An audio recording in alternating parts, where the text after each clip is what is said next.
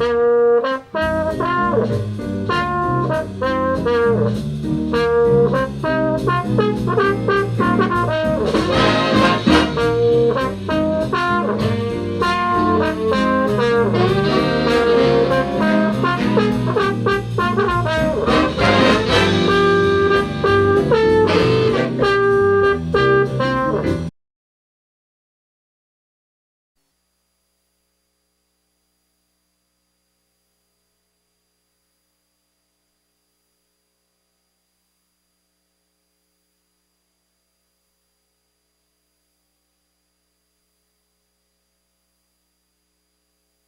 think we are on air.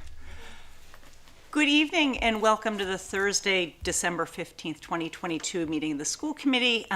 For all those who are here in the studio, I would invite you to rise for the Pledge of Allegiance. I pledge allegiance to the flag of the United States of America and to the republic for which it stands, one nation, under God, indivisible, with liberty and justice for all. All right, welcome. So I do believe that we have some public comments. Just for the folks at home, I know that most of you have, all of you have been here for public comment before, but for people at home, our public comment policy allows for 3 minutes per speaker for a total of 15 minutes. We don't engage back and forth, but we absorb everything that is said and we consider it as we're moving forward. So I'm going to invite Jen Halliday up. Awesome, thank you. So how many times do I come before I get a name tag? We gotta work on that. Okay. Are you sick of seeing my face? Never. No. I'm sick of my face most days. I'm Jen Halliday. I'm from Hopkinton CPAC. I'm here to submit the current numbers for our Stop Sped Cuts petition. I've just handed Ms. Kavanaugh a list of 321 names and addresses, and the wording of the petition is the following. I verify that I am against the proposed cuts to the Hopkinton Public School Special Education Program as presented in November 2022 by the school administration. I urge the school committee to send the special education cuts proposal back to the Hopkinton School Administration and ask that they return with a revised proposal that reflects adequate support requested by our teachers in support of all Hopkinton school children. I'd like to thank the school committee for setting up a listening session for community members concerned about these drastic cuts to special education proposed for next year's budget.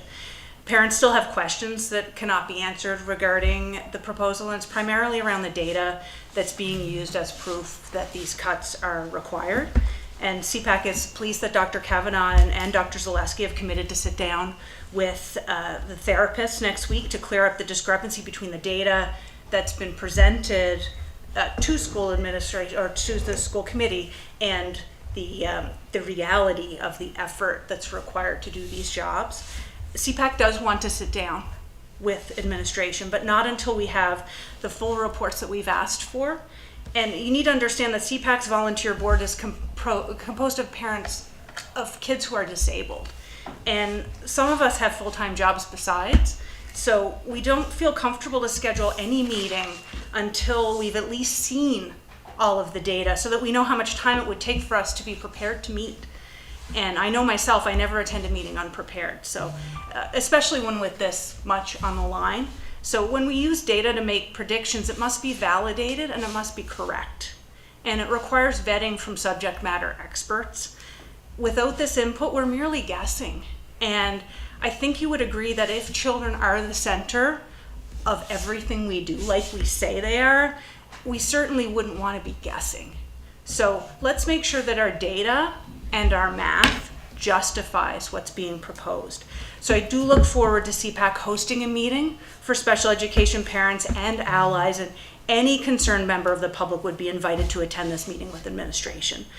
And we will schedule that as soon as the data is reconciled and the consultants' reports that we've requested in our FOIA have been supplied. And I'll announce this meeting as soon as it's scheduled on the No Cuts Hopkinton Facebook page, No Sped Cuts Hopkinton Facebook page once it's scheduled. So I wish you all a very happy holiday, and we'll see you again on January 5th. Thanks, Jen. Are there others who would like to come to make a public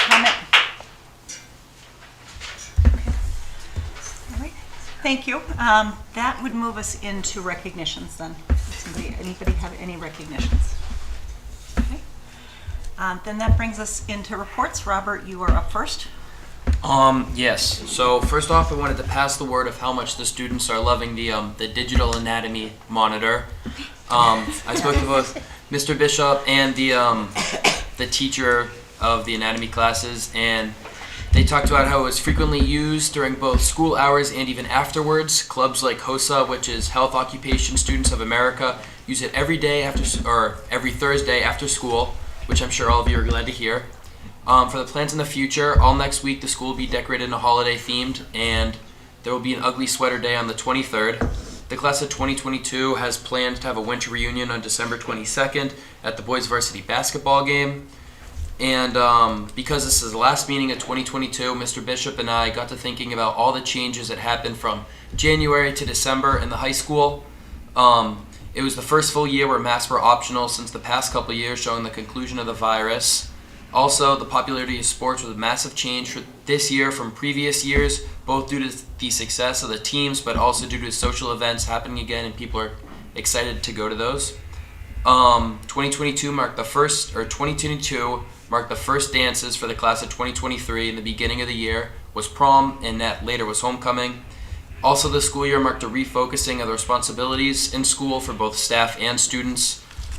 Things from using your phone in class, showing up late, and not making up a quiz are all things that were cracked down on this year that weren't so much last year. So as we close this year, a lot of changes happened from the beginning of it to now. Fortunately, a lot of it has helped students both within the classroom and outside of it. And that's all. Thank you so much. That insight was really, really nice. Oh, yeah. It feels like January was a decade ago. Like It does. It does. Have you had to use the anatomy? I have not. No, I don't take a science. I took stats instead. So. I saw a picture of it. I don't know if it was in Mr. Bishop's memo for the week, but I saw a picture of it. It looks really cool. Yeah, it's massive. I didn't realize it was so big. Yeah. But yeah, it is cool. How big is it? I didn't know that. It looks like it's a body size, right? Yeah, for sure. I don't really know. It's big.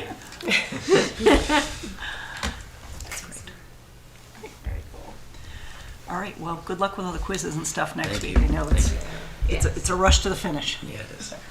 Dr. Kavanaugh, that brings us into the superintendent's report. Okay. Well, this started out small and it just kept getting bigger over time. So, all right, so this is the superintendent's report for Thursday, December 15th, 2022. Just a quick update on the marathon construction. I typically go to Marathon on Mondays to visit with Mrs. Dubois, and we will very often tour the school or, just talk about things that are issues at Marathon, whatever it happens to be. But they were pouring the foundation for the new section. So we pretty much just looked out the window for about a half an hour. It was the most astounding thing. So there were actually 3 concrete trucks out there. And the concrete truck pulls up to and you can see it in the bottom picture, to the back of that truck that has the great big arm. And that arm is remote controlled, and it just keeps filling the foundation and all the rebar with concrete. It's just amazing, and it goes so quickly. It was cool. The kids love I was just going to I say, cannot imagine which kid was paying attention to anything in that school, because if I couldn't focus, I'm sure they couldn't. There's even a colorful cement mixer. Yep. I mean, Yeah. it's not. The rainbow, yep. And there were 3 of them all lined up because they knew how much concrete it would take to. It was neat. I don't know if I've shown you this before, but just in the way of construction, this is the tree house at Hopkins.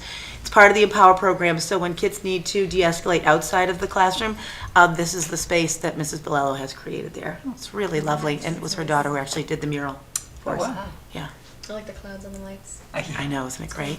Yeah. Really pretty.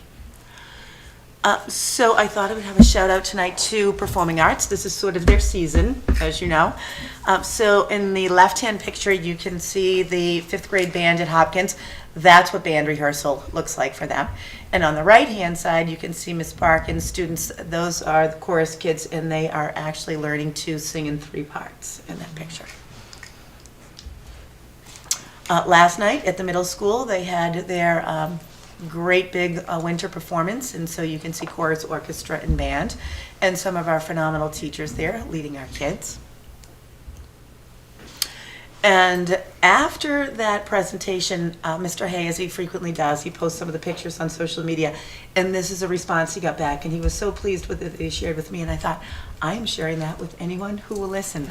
So there is a professor at UMass Amherst, he directs most of the bands there, and he shared with Craig last night, having been in the music ed scene in the state for 12 years now, all over the Commonwealth, I honestly believe Hopkinton, top to bottom from all grades, is one of the truly best districts for music, from the faculty to the number of students enrolled, to the variety of ensembles offered, to the students whom I've been blessed to end up with at UMass. I know Hopkinton does it right. That's awesome. Isn't it beautiful? Love that. Yeah. And then just a quick plug for Monday the 19th and Tuesday the 20th, HHS Jazz Ensemble and Concert Band, and then on Tuesday, orchestra and chorus. So if anyone is interested in attending those, they have not yet happened. Great. The high school fall musical was Honk, which is the musical adaptation of The Ugly Duckling. Very successful by all accounts. And at the middle school last weekend, they just did Beauty and the Beast. And I don't know if anyone went to see it, but from what I've seen, the costumes and the set were as astounding as the performance. So, really lovely. All right, Hopkins Giving Back. This is, Mrs. Bolello does a principal's cabinet each month. They select about 30 students to kind of take on the role of leadership, and the November group, who were the Hopkins Principal's Cabinet for Respect, collected just under 2,000 perishable food items for Project Just Because. And here is the December cabinet for responsibility, and they will be doing a monthly service project, handing out CARES cards, running whole school meetings, and leading the daily announcements. So that's how it plays out at Hopkins in terms of leadership, and I think it really does grow the culture there. Today I had an opportunity to visit Elmwood, where we could see some kids sharing reading, and the Japanese lantern that they have turned into the globe is just super cool. So we had a lot of kids in the cafeteria just putting the continents on the globe. And then, of course, as you travel throughout, and I didn't include all of these, but they've got wow work everywhere. So lots of reading, lots of writing, lots of creating, lots of geography. Really great things happening in Elmwood. And they do a lot of showcasing what they do there, too. And then finally, I just wanted to have a little shout out to our healthcare people. When I was at Marathon this week, they were doing vision and hearing screening. And just because I'm not sure if a child has a photo restriction or not, I didn't take any sort of front-facing pictures. But you can see the child on the right is wearing glasses that are very big and plastic and orange. And not only does he sit with the school nurse and point, but then they have him stand very far away. And the glasses are just so comical. I wish I had taken the pictures. And then down come these little blinders that go across them. And they were just getting those kids in and out, in and out, in and out. Another aspect of healthcare, so we've got Nurse Lisa and Nurse Jasmine. They are sort of two new faces at the Elmwood School.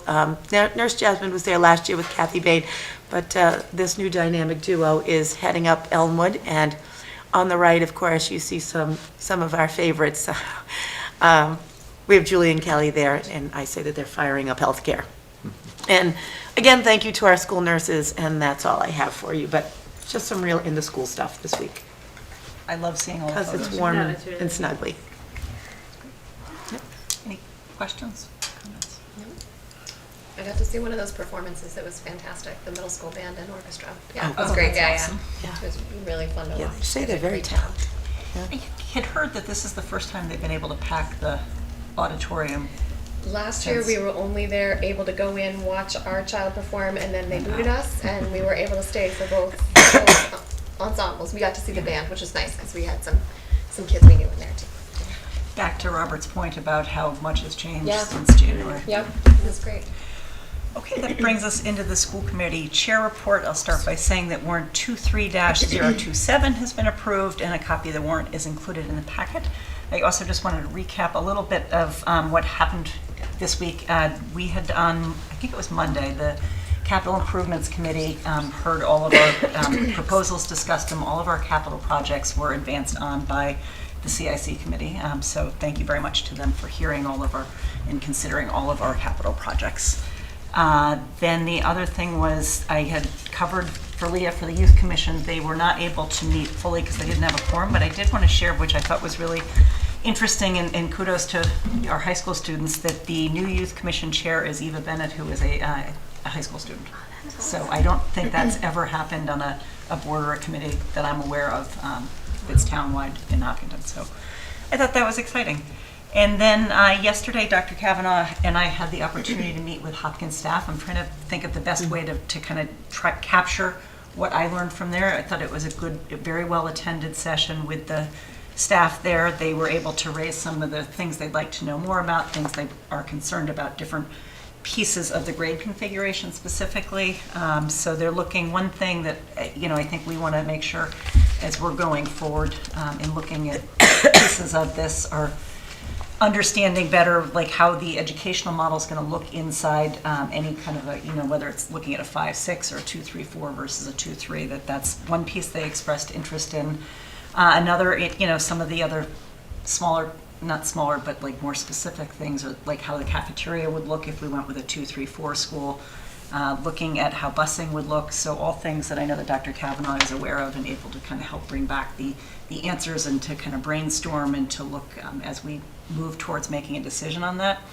And also in regard to that, I had a conversation with John Graziano, who's the chair of the Elementary School Building Committee, just looking at, because we did receive some requests about forums, particularly for staff-only forums, and we are able to push our vote on grade configuration out past that January 24th forum, which would allow for a staff-only forum to be held then. And I know that Dr. Kavanaugh is working on another one in addition. And then we do have another listening session. We have 2 listening sessions coming up in January, one of which will allow for discussion around grade configuration, and we'll look towards either very late January or early February to make a vote on that.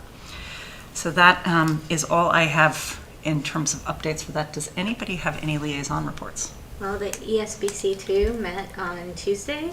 You guys meet all the time. Oh my gosh. Well, I've been gone at work, so this was the first time in a little while for me. So we began talking about the green options for the building, so geothermal versus heat pumps, etc.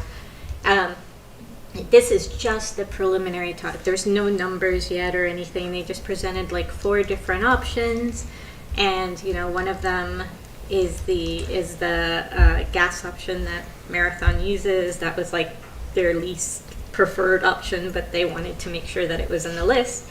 And then they talked about which options would cost more to implement, would have more lifetime cost, and would have more upgrades like maintenance costs. So it was really interesting as a starting point. I'm looking forward to hearing a lot more about this. We also looked at 3 possible very high level, so very sketchy designs for the schools. So they're there if you want to watch the video for the meeting. It was a really interesting discussion about, the layouts and why they were looking at those particular layouts, and they had pictures of some of the schools previously that had one or another of those layouts and how the spaces worked. So it was really nice. So that was the big news.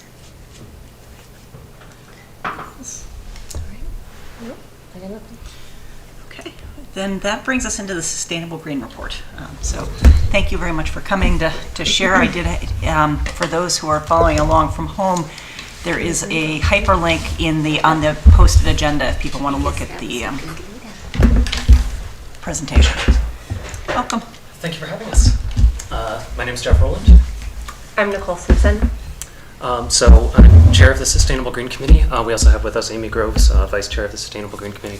But tonight we're here on behalf of the Climate Action Work Group, which is a subgroup of the Sustainable Green Committee. A lot of words. So thank you, Susan, for running the slides for us. So tonight we're here to talk about the climate action strategy. So first off, what is net zero?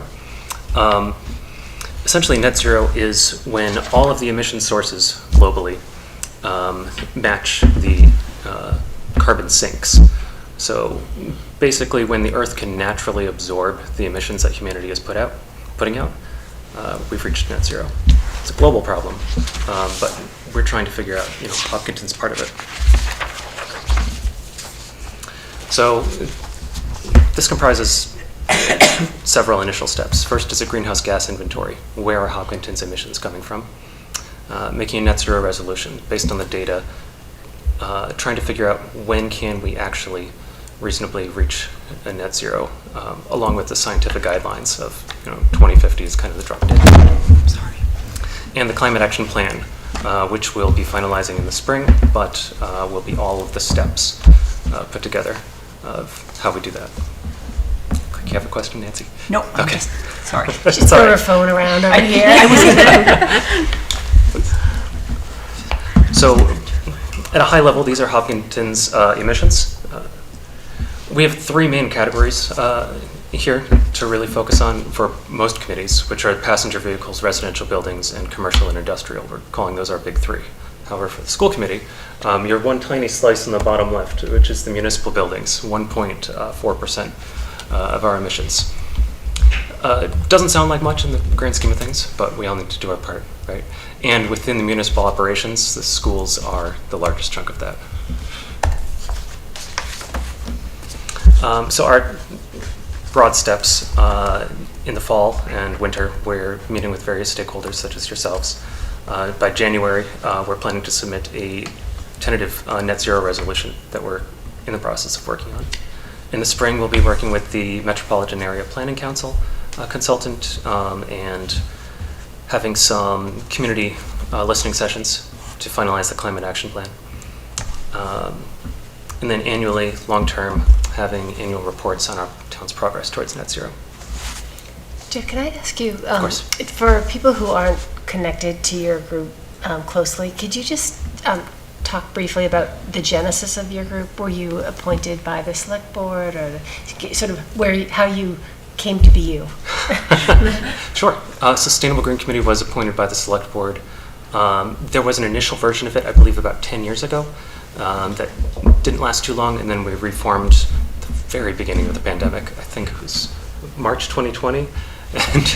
And so we had one meeting in person, and then we met for a year plus over Zoom, trying to get things going. We feel in the last 6 months, things have really taken off as far as what we're trying to get done. Thank you. Yeah. So a net zero resolution that we're working on. The federal and international targets are net zero by 2050 with varying interim goals depending on which level you're looking at. Now, for Hopkinton, we're targeting 2045 as a net zero date for various reasons. First, we believe as a growing and flourishing town, we have a responsibility, and we've stated this in the town's master plan to try to be climate leaders. I believe that was in 2017. It was laid out.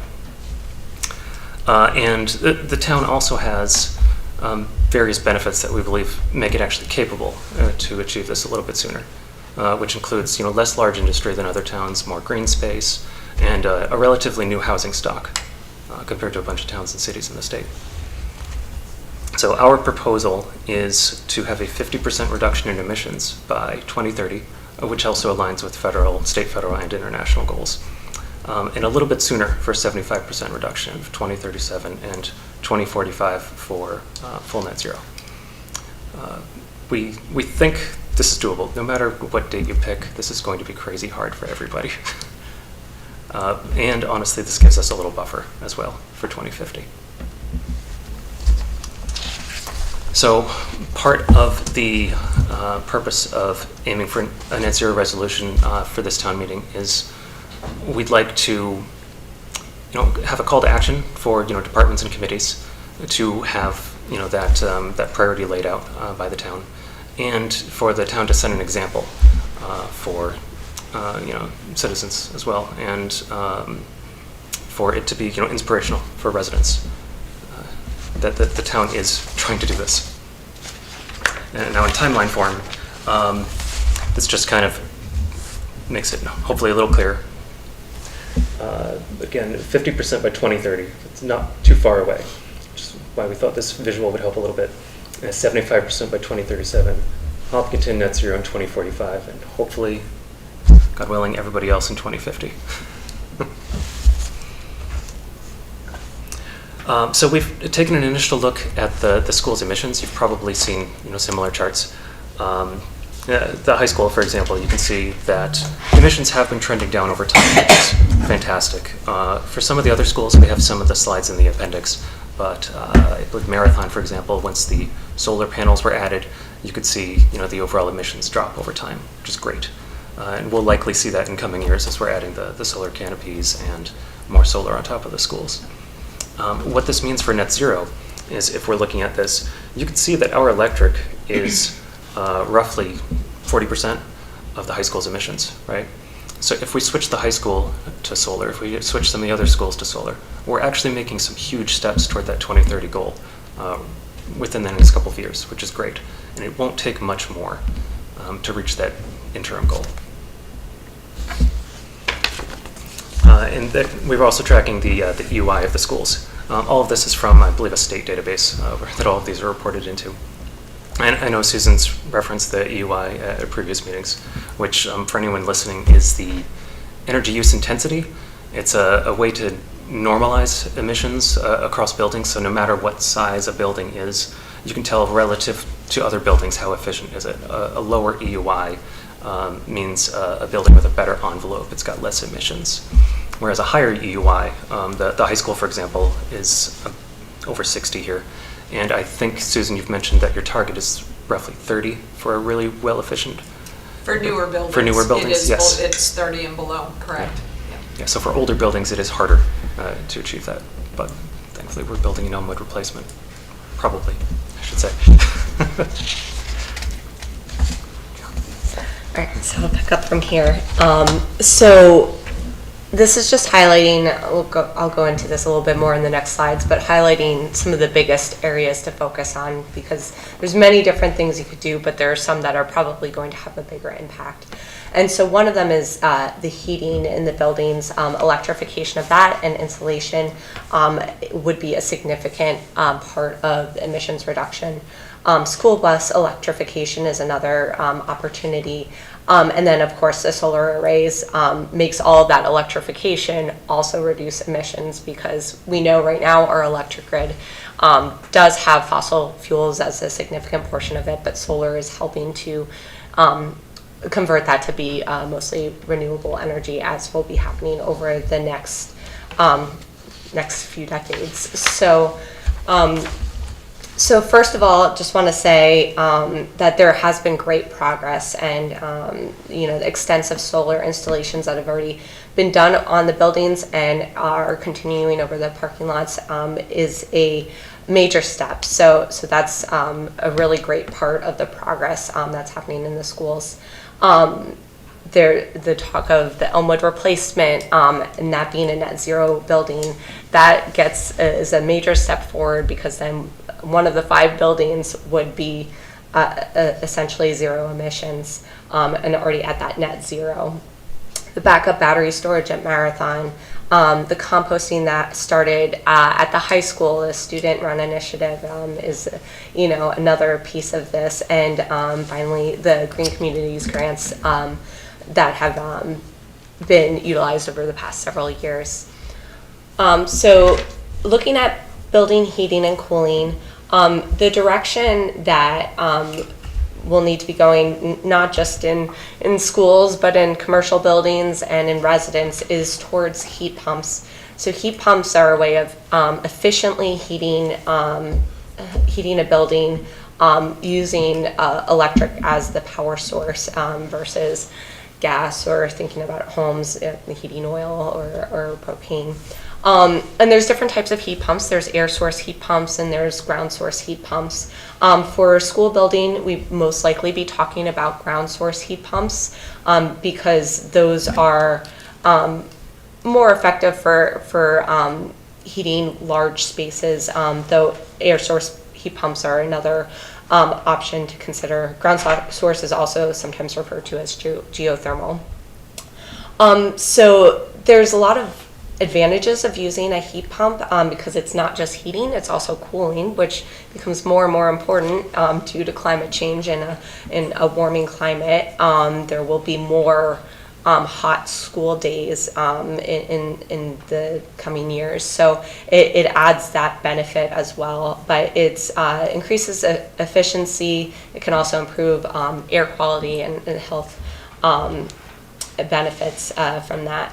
But besides not having the emissions that come from gas, when you switch to electric, that will be more and more green as time goes on and our grid becomes more renewable based. But from a financial perspective, having the solar panels is offsetting the cost as well. There is a high upfront cost, and I know there are plans currently for how to replace the HVAC systems, which you're able to kind of space out with the current plans. The challenge with a ground source heat pump is that it is one, large cost per building.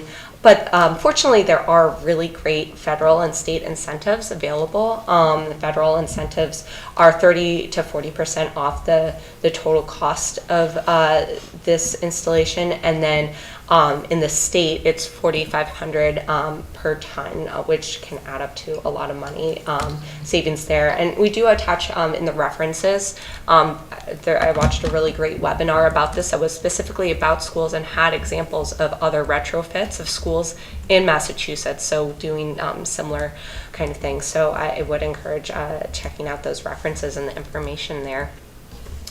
Moving on to school buses. So this is another opportunity for the future, converting the school buses over to electric school buses. And again, there are benefits to this that go beyond the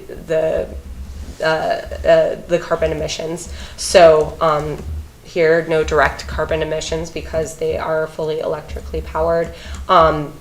Because of that, it's also healthier for both the students, the drivers, and in the community, reducing the pollution that comes from the vehicles.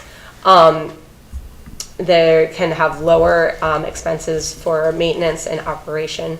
But one thing that I think is really cool and has been done by a couple of towns in Massachusetts is the backup batteries for power resilience. So I was looking into the size of those, and the battery that you've installed at Marathon School, I think, is 220 kilowatt hours. Each school bus has a 220 kilowatt hour battery as part of it, and so when it's parked, which it's parked much of the day, and plugged in, it can actually act as a backup battery power source. And so there's, again, in the references, some articles about 2 towns in Massachusetts that have taken advantage of that, particularly in the summer when those buses are mostly just parked there. They can add energy resilience in the community by having that power that you can tap into. So Massachusetts is offering some free advisory services, and I believe that's still ongoing and was a rolling application. We missed the opportunity to apply for some grant money to a couple of districts, but the advisory services are ongoing and are available to communities that use a third party like we do. That's also supported by this. And you could be at any stage in planning. You can be at the very beginning or on your way, and they will help to figure out how to set up and approach transitioning some of the buses over to electric. So, I would encourage looking into that, especially as any buses age and would be replaced, to consider this as a replacement option. So finally, the next slide is just about, there's many opportunities to look for how to make the schools more sustainable, and they kind of touch in many different sectors: transportation, electrification, environment, waste, and some general strategies. So like our climate action plan that we're writing to cover all of these different areas, the schools can touch on many of these as well. And so I don't know how we're doing for time and whether I should step through these, but with transportation, reducing idling of cars and having biking and walking accessibility, electrification. Besides the heating, there's also the water heating, induction cooking, electric landscaping equipment, for environment, eliminating pesticide use or adding more native plants into the landscaping. For waste, expanding the composting to more schools, and reducing and eliminating single-use plastic. And in general, going to the education and making sure that climate change and climate solutions are part of the education curriculum. And I don't know if there's any of that already in place, but having those age-appropriate discussions to raise future leaders in solving the climate challenges ahead. And the last slide we have here is just a little bit more, a place to look for more information about this climate action plan we're developing and you know, some contact information for the people working on it. Thank you. Thank you very much. Do people have any questions? I know. A lot of technical information. Good. I don't have a question. I mean, I guess it is a kind of a question, or maybe something for you to think about as you are working in your committee. I mean, I think that if these changes had no cost associated with them, I think they would be pushed through in a minute. You know, obviously it's a no-brainer. So I think that's one of the big challenges that we're going to face as a district, and for sure in our residences and our commercial buildings too. So any sort of support on those lines, I think, would be so well received and would just help further the argument. Like, we can make these changes and it's not going to be a huge hit. If you've followed our budget process at all, we're talking about some pretty big things in the future, and I think, you know, that would be a hard sell to add more things into the mix, even though the intangible of it is so valuable. It's hard when you're talking about next year's kids in front of you, kind of thing. And the other thing that I think is important and maybe would be part of the conversation, and you probably have already thought about this, but I know that the batteries themselves present a bit of an environmental challenge, and so I think that's maybe part of the conversation if we have several of these batteries associated with our buildings near our students, something else to kind of think about and have arguments for reasons why that would be something that would be appropriate for our district. I think that's the two sort of challenges that otherwise I would be like, this is amazing, let's do it tomorrow. But those are the speed bumps for sure. Can I address some of those? If you want to, sure. Yeah. So with the cost, yeah, there definitely is upfront cost to a lot of these changes, which is challenging, and that's why you know, when we're looking out to 2045, it feels like a long time away, but when some of these capital expenses are done, they can often be things that will last to that point and beyond. And so it's really about taking advantage of the opportunities of when you would be doing a replacement anyway. So it's not looking at that total cost as a huge number, but compared to what, right? What would you be spending otherwise to replace with status quo of what you have? And then it's the operational cost, which when you're powered by gas, you know, that cost is a constant and potentially increasing. When you're powered by electric, there is that opportunity to save money because of the solar installations. There's the cost reduction there. There's also the federal and state money that can significantly impact that upfront cost, that after you factor that in, it's looking a lot more comparable, the expense there. And then batteries, there are challenges there, but again, it's compared to what?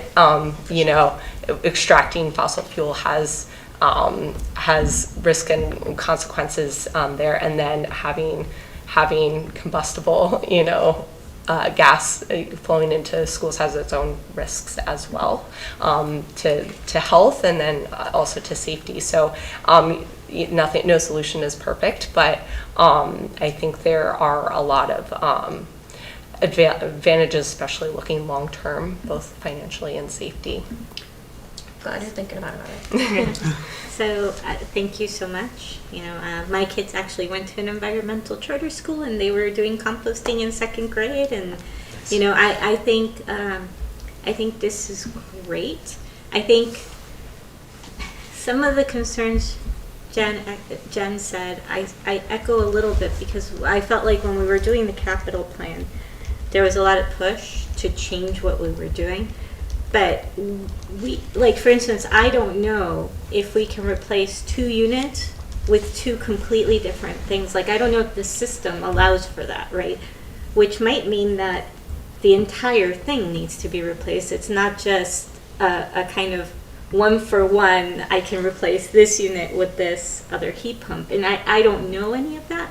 So when we're having these discussions, sometimes it's kind of hard to gauge what it's going to mean. And my primary concern, always, is are the kids going to be in a learning environment where they can be comfortable, where they can feel healthy, where the air is good, and so when we were talking about the replacements, one of my other concerns was, okay, if we go ahead and take on something this large with a school, and now we have time till 20, the whole time to plan, but how long will the systems be down for the students who are in the building who are trying to learn, right? And so I think for me, sometimes that's part of the trade-off, right? If a student's too hot or too cold, or if the situation's very uncomfortable, they're going to have a really hard time kind of doing what they're there for. And it's not like in a normal municipal building or in my house where, sure, I work, I can be uncomfortable for a little while, but with the 5-year plan, I'll forget about it after it's all fixed. So I'll spend like a month uncomfortable and I'll forget about it. For a student, every year is key, and they remember things, right? Like I'm sure all of us, even me in my late 40s, remember stuff that happened as a kid that made us uncomfortable or made school a place we didn't want to be, or things like that. So so I'm looking forward to long-term planning and making sure that as we make these decisions, they're made carefully to ensure that continuing operation for the kids' health and learning. And that's my only concern in the whole thing. Absolutely, completely agree. I would say that the heat pumps, whether it's air source or ground source geothermal, can actually can completely provide that comfort, and the air quality that you're looking for. As far as timing, I'm sure that you would do this over the summer when the students aren't there. Since our initial conversations, probably a couple of months ago now, we learned that air source heat pumps really aren't feasible for buildings at this scale yet, and so geothermal really is the option for larger buildings. With the consultation of Perkins Eastman, they came to a Sustainable Green Committee meeting. They've been having this conversation with other schools. How do you retrofit existing buildings to reduce the emissions? They said you have to look at it holistically, the entire building. You can't replace individual units. And that was exactly my concern, right? Yeah. And then they were saying that the pumps are like, the wells are like $30,000 per well right now, and the cost is going up. So. It is quite expensive, absolutely. Yeah. Even doing the analysis costs money, which we understand. So as far as planning, we're trying to figure out a plan that can actually make this work for the schools. As part of the tentative net zero resolution, we're suggesting that committees and departments make their plans in the following fiscal year, and not allocating any budget to it, and then coming back the next year with budget requests towards that. Amy and I had a chat with Norman Kumalo yesterday, who also made the suggestion of not just the net zero resolution, but potentially school committee and select board could make some kind of policy decision in the meantime to work towards that. I don't personally know the mechanisms by which those work, but it was an interesting idea. Thank you. And one last question. Susan, we brought up electric buses at one point, and I remember there was a discussion about that, and there was a reason we couldn't right now. What could you remind me if you remember what Sure. the reason was? So a couple years ago, I've been looking at electrification for buses for years. So a couple years ago, we did get a grant to purchase 2 electric buses. However, the funds for the grant still left a huge financial impact on the district. And the financing, the grant assumed that we could do a long-term financing like 10 plus years, which you can't do for a municipality. So their assumptions of making the finances work was not something that we could do. Okay. So we ended up saying we can't do this grant for that period in time, and that was, again, for 2 buses. The money that is out there now for electrification for the buses is really geared toward communities right now, economically disadvantaged communities. So even getting in line now, we're still not eligible. So I've had a lot of discussions with Connolly. This is not a new conversation. The bigger advantage to me, instead of having it be a microgrid as a battery backup, if you will, was really more the vehicle to grid, so the V2G, so that when the buses are parked, it's actually feeding the grid and we're getting the revenue.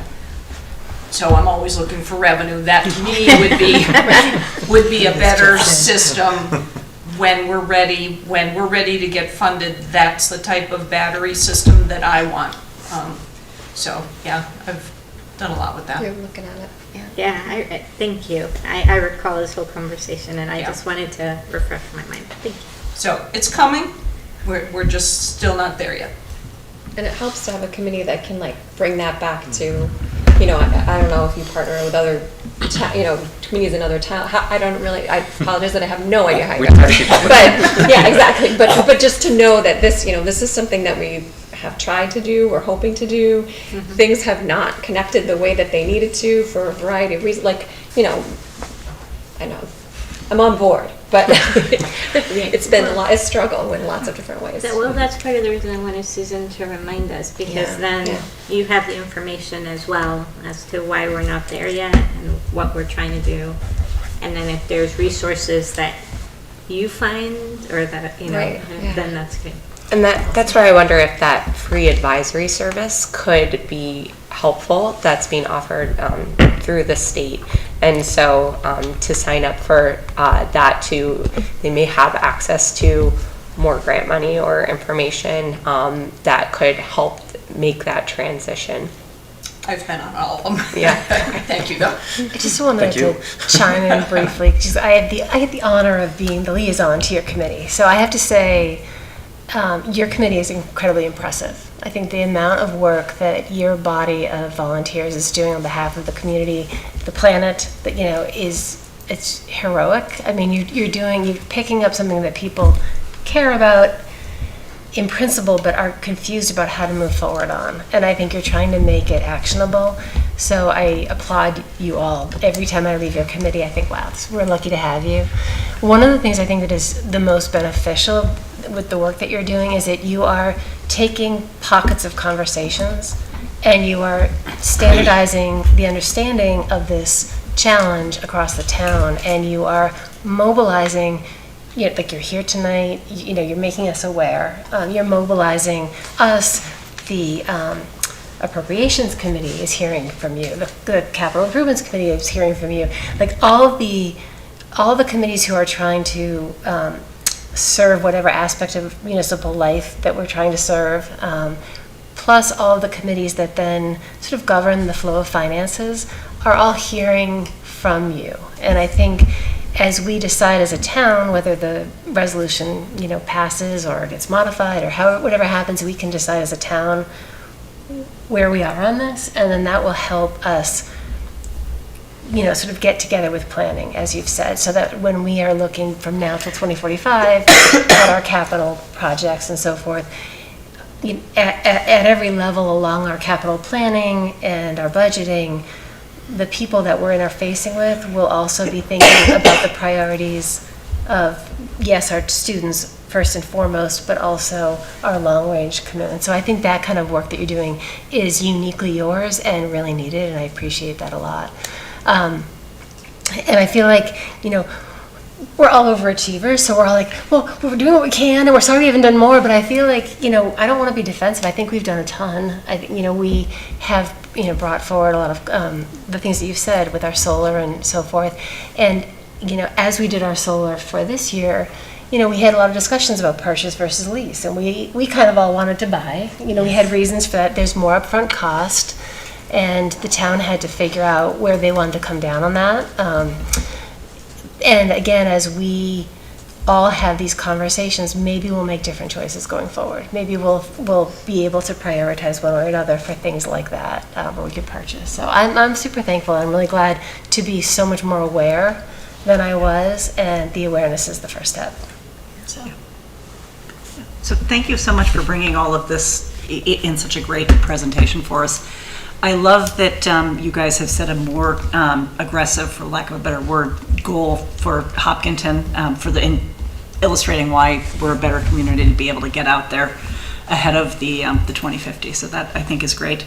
My hope is that as technology moves along a little bit further, we'll be able to shift more things, like we were talking about the truck, and that they didn't have the power truck that would be electric that we needed to be able to use, but it feels like things are moving and that we'll be able to do more of that as technology moves forward, which it does seem like kind of across globally, things are moving in the right direction with that technology. So anyway, thank you for coming and for working with us on this. Really appreciate all your time. Thank you. Absolutely. Thank you. All right. That moves us into the FY24 budget update. Dr. Kavanaugh, I know you have some slides that are not the ones that are on the hyperlink, so that it will be brand new for us. Yes, so we'll have to Excitement. straighten that out. That's okay.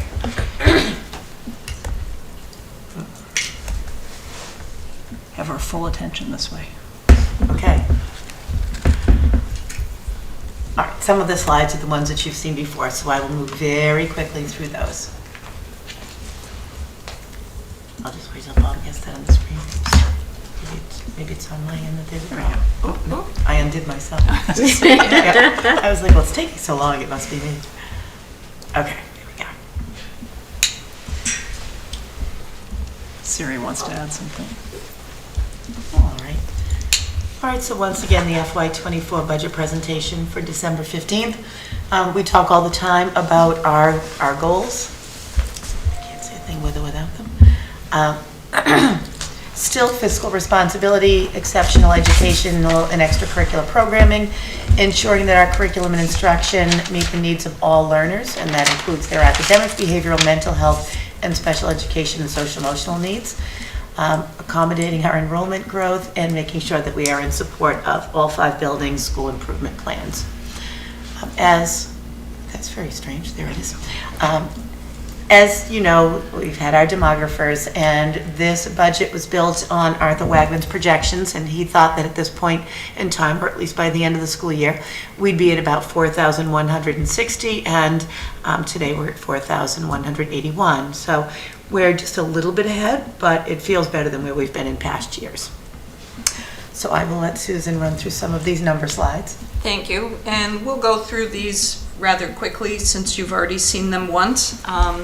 So again, what we are proposing right now shows a salary increase of 2.9 million, expense increase of 1.5 million, for a total increase of 4.5 million, which is an 8.1% increase for a total net operating budget of 60 million. And just as a reminder, we do use revolving accounts to offset the budget. So you can see all the different revolving accounts that we are using this year. Our circuit breaker reimbursement is really the big change in our revolving account offset. You can see that last line. The offset went from 657,000 last year to 1.1 million, and that just really represents the increase in the tuitions that we are paying in this fiscal year. Circuit breaker is always a year behind. It's a reimbursement. So those have increased for us. So when you look at the operating budget, just to remind you that the 60,034,000 is the net, and that is for the general fund. The revolving offsets would add the 2.6 million, and the special education reserve would need to be refunded, so that is a level funding from the previous year.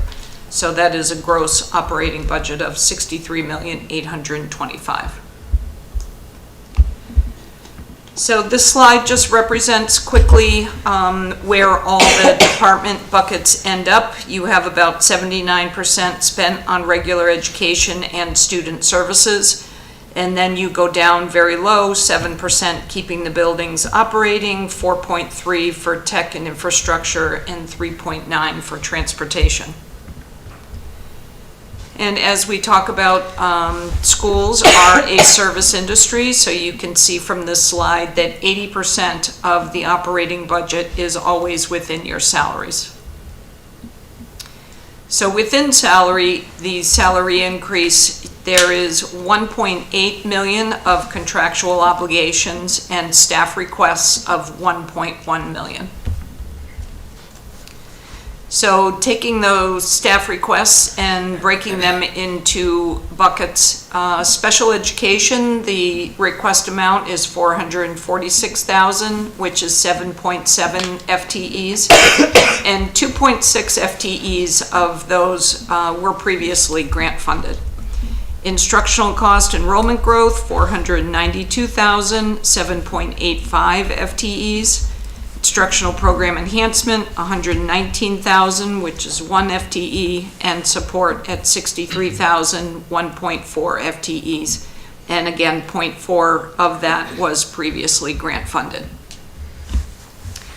Looking at the student services, 1.4 FTEs are teaching, 3.9 for paraprofessionals, 3.0 for director of curriculum and instruction, 0.1 nursing, 0.6 social worker, a 0.8 admin assistant, with a 2.1 related services reduction.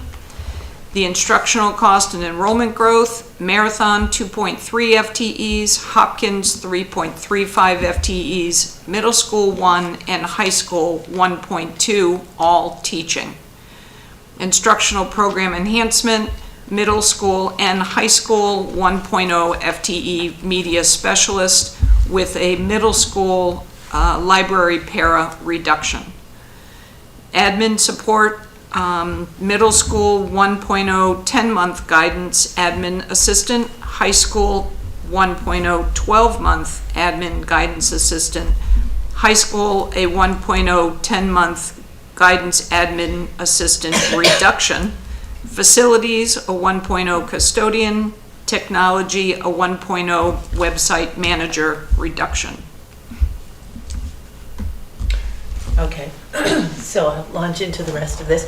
And I really want to focus on the director positions tonight in special education, because I know that there's been some controversy about that. And I bolded our commitment really to making sure that we're meeting the needs of all learners. And this is a committee, and we are a school district that has talked a lot about equity. And so when we are putting this together, the true narrative is that we ask ourselves what groups are being impacted by conditions as they currently exist. And so what you're seeing here, I'm not telling you which school this is or which grade level it's happening at, but what you see there are some of our STAR data. And each one of those big blue circles represents a classroom. Down the center of that graph, there's a dashed line. And if you're looking from left to right, what it's showing is growth percentiles. So how are all of those students in one of those blue circle classrooms doing as they compare to anyone else in that grade level who is sort of part of their cohort group, statewide and nationwide? So if you look at the y-axis, you look going up and down, what that's showing you is achievement. And so typically kids in Hopkinton have very high achievement, and sometimes we say, well, you know, even if you have a little bit lower achievement in Massachusetts, you probably have higher achievement than the rest of the world, and I would absolutely agree with that. But one of the things that I'm noticing here, that it's these two blue circles that you see in that sort of lower left quadrant. The growth for some of those kids are right here, and this is average in the 30th percentile. And here it's probably around the 37th percentile. And what we're seeing in terms of achievement is that they're both just above the 40th percentile. Both of these classrooms at this grade level, and this would be considered actually on the lower end of SGP, but both of these classrooms are classrooms that have 6 students who are in IEPs in them. So we have to ask the question, and I know that we would say, well, you know, with achievement, we're still in pretty good shape, but I do worry about that growth because the growth is what compares them again to their like peers. Ideally, we would have all of our kids sort of up in this quadrant right here. So you would know that the achievement was very high and the growth was also very high. It's lovely to see us being above that dashed line in the center there, because that's how you know that our kids are sort of surpassing their peers elsewhere. So when you talk about comparison to peers and surpassing peers, and you're talking growth, does that mean over the year growth? So how much they have learned and changed over the course of a year, over the course of 3 months? Like, it will show you that each time you have the kids take the test. So this happens to be the fall. So what you're really kind of comparing is, you know, where are they since they took that test like last May, for example. So you wouldn't expect growth to be super high over the summertime, but we've got to remember that the comparison is with like peers. with like peers. Okay. And then my other question is, IEPs usually have some kind of growth target as They well. do, yes. So is part of what we're saying here is that the growth target for the IEPs are also not quite being met? So that's interesting. We have not drilled down that far, and in a couple of slides you'll see why I think. Okay. Sorry, just one quick question. So there are 6 students in each of those classrooms on IEPs. What is a normal density of students on IEPs in a classroom? Like of the other balloons, are there 6 in some of the, the other circles? Right. So if we think that there are, let's say, 300 kids in a grade level, and we would imagine that we hover around 12, 13%, you're talking probably somewhere between 36 and 39-ish kids at a grade level. So right there, what's represented is a third of them, a third of the kids who are in IEPs. And we do group them differently. One of the things that will happen is sometimes we put kids into what we call co-trios at the elementary level. So you'll have 2 gen ed teachers, a special educator, and a paraprofessional, and those 4 adults work in those 2 classrooms to offer what we'll sometimes call a double dose, or pull out services, that kind of thing. Sometimes we create like language-based classrooms. So you would say, okay, here's all the kids who need language-based, and we're putting them into that particular classroom. All right, here's another example, I think, of one of the things that makes me worry a little bit. So what you're seeing here is an individual grade 8 student scores. And you can see that the student's name has been blacked out, and any other pertinent information has been taken out. And this test was taken on September 9th. So this is a kid whose score in the most recent test landed here in the yellow. And what we know about the yellow is that means that student is partially meeting expectations. And this particular test is aligned to the MCAS, so we can infer that it's likely that when this person takes ELA MCAS, that person will land in the partially meeting expectations space. Sorry, this is not MCAS that This you're is looking at. STAR, Okay. correct. Yeah, you can But drill all the way down. Yep. But this is like the first week of school. Like, That is correct, Okay. yes. Yeah. So this kid's instructional reading level at the start of 8th grade is really a start of 5th grade instructional reading level. But in grade 6 and in grade 7, this student had both co-taught ELA and co-taught math. So out of the 7 periods a day, this kid was supported 2 periods. So 2/7 of this kid's day had special education support in a co-taught setting. And I think this co-taught setting is where I'm going with a lot of this. So in grade 8, the student currently has co-taught ELA, co-taught math, and a reading lab. And yet, this kid's growth percentile score is in the 20th percentile. So if we are, and I believe we are, putting a lot of personnel, I think, into making sure that our kids are getting a good education, why is it that our scores aren't commensurate with what I think we're putting in? So when we had Athena K-12 come in, they did an analysis of our ELA instruction at the middle school. And so all you're seeing here is part of that report. But one of the things that Athena K-12 said to us was special education and regular education co-teaching models relative to that particular category. Special educator co-teaching was not observed during our ELA classroom visits. With one exception, special education staff were observed either interacting with 2 or 3 students or remaining mostly passive during lessons. Their recommendation is to say that professional training via an inclusive practices trainer or a coach to develop effective co-teaching practices and provide follow-up coaching and feedback throughout the year on the participants' success in implementing the model would be beneficial. Then we had Donna Simone come in, and this is another consultant who said to us that we have challenges to continued effective implementation of specially designed instruction in general education classrooms, which we would typically call the least restricted environment.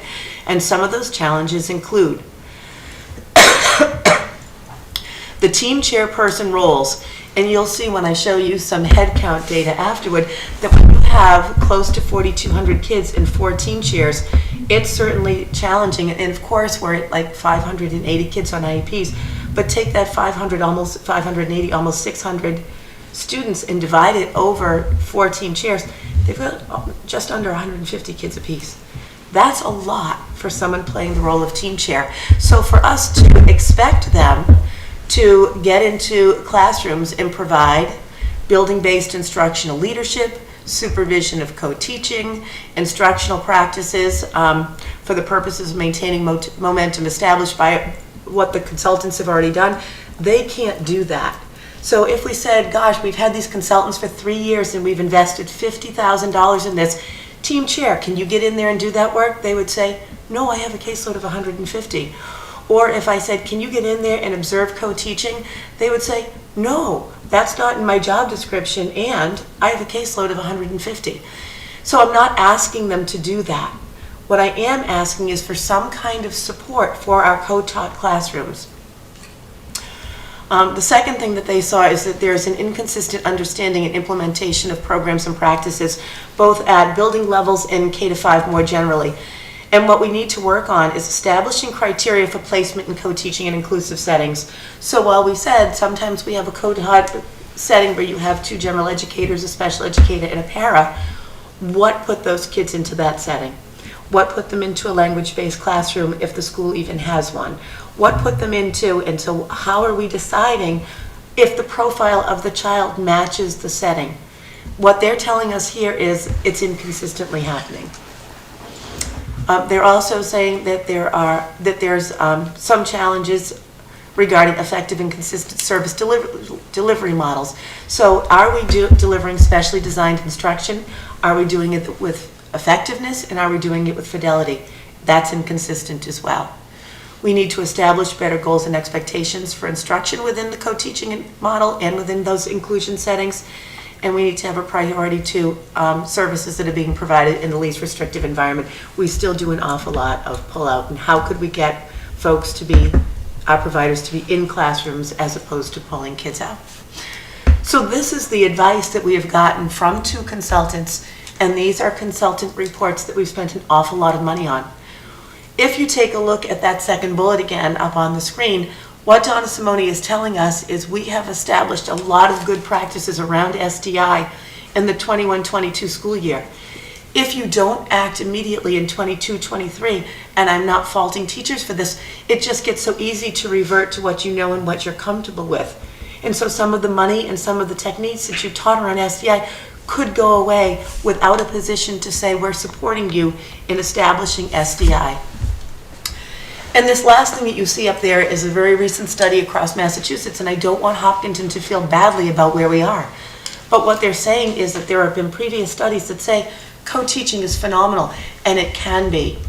But what they're saying here is that when we see that it's not showing up with the results that compared to what the literature would tell you, these two researchers attribute this to the statewide scope of their study, and that included schools with less than ideal implementation, alongside the fact that they didn't include the social emotional benefits of co-teaching. There are great social emotional benefits if you're doing co-teaching and you're doing it correctly. But there are so many places in Massachusetts, just like Hopkinton, where co-teaching could be better. And I want to be a district where co-teaching is profoundly great. So I know that people said, well, how come Dr. Kavanaugh didn't show us numbers? She just showed us percentages. But if you look at the students included, you can start to say, okay, we have 25 kids on IEPs who are not meeting benchmarks, and 12 students identified as low income in grade 3 ELA last year. So assuming some of those kids are, they're co-represented, they could be kids who are low income and on an IEP. Let's say we had 30 kids that didn't make it in grade 3. And then it goes up to maybe 40 in grade 4, and then maybe it goes to 50 in grades 7 and 8. I feel like as a district, we have to say that's not all right. And even if these numbers don't change, maybe 10 years from now, these numbers won't change. But under my watch, I feel like I have to try to make them change. We have saw, and I know that you know a lot of this, but in the 2010-11 year, our English learner population was at 0.8% of the district.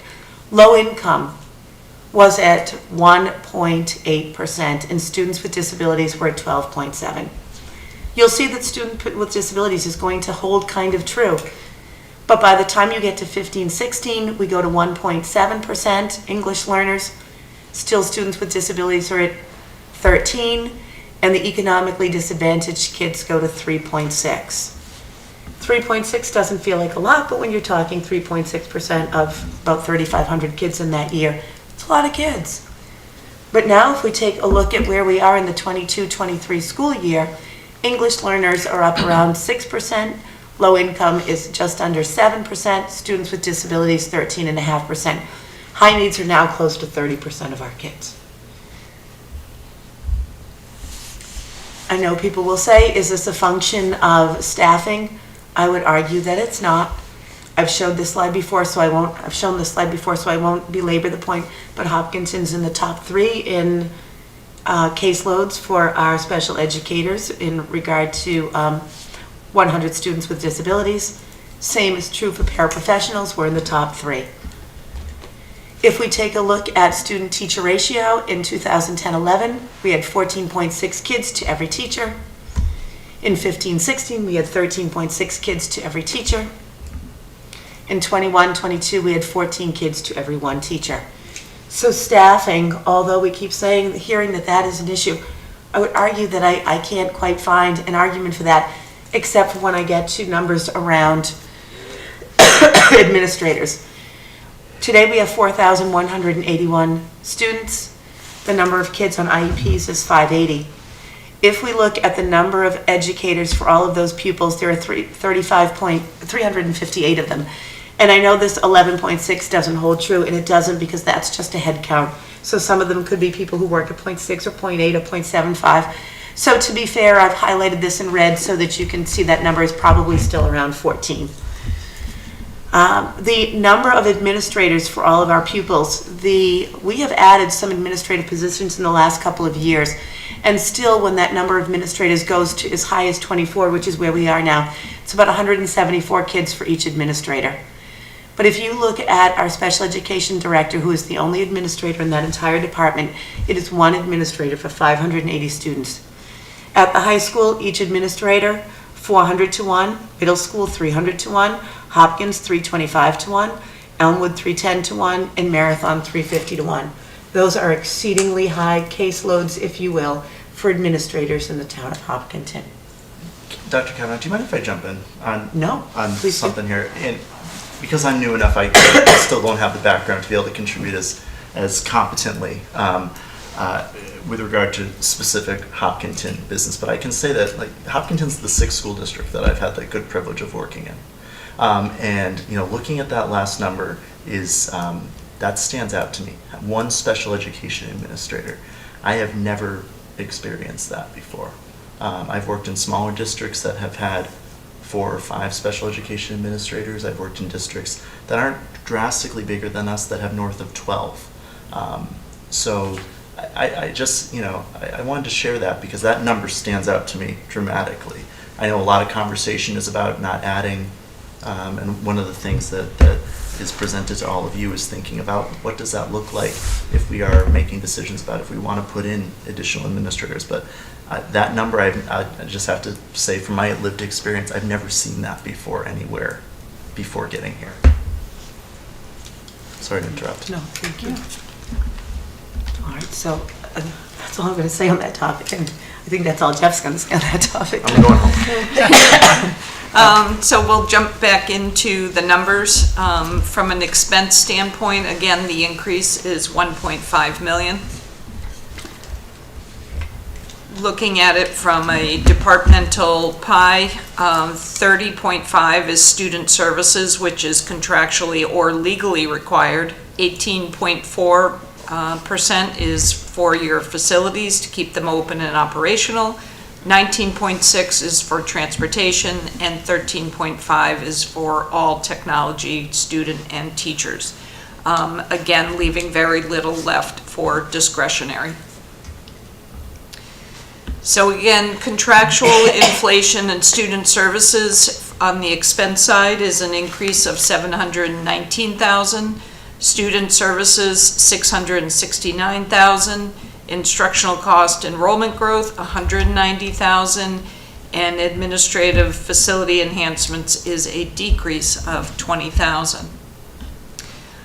Individually within the bucket, contractual inflation represents transportation, a new contract estimate of $255,000. Utilities increase, these are new electric and gas rates, and this number has already been reduced, offset by the estimated solar savings of $102,000. Athletics, an increase of $63,000, which again is a transportation estimate. And pool rental, which is a new expense due to the loss of being able to utilize the Keefe Tech pool. Excuse me, Susan. I keep meaning to ask you, has there been any change in the surcharge that we pay to Keefe Tech with the change in facilities available to us for the... Not that I know. Question. Okay. Have we raised, do we have a town representative on the Keefe Tech School Committee, do. right? There should be. There should be. Yes. Yeah. From a miscellaneous standpoint, regular education increase of $72,000, in technology $36,000, and then miscellaneous others. From student services, $615,000 is transportation, $49,000 in tuitions, and again, that the operational services division has allowed a 14% rate increase for private school tuitions. Otherwise, our tuition amount actually would have decreased this year. Instructional costs, transportation, we have put in or budgeted for an additional bus at $80,000, and technology leases at $109,000.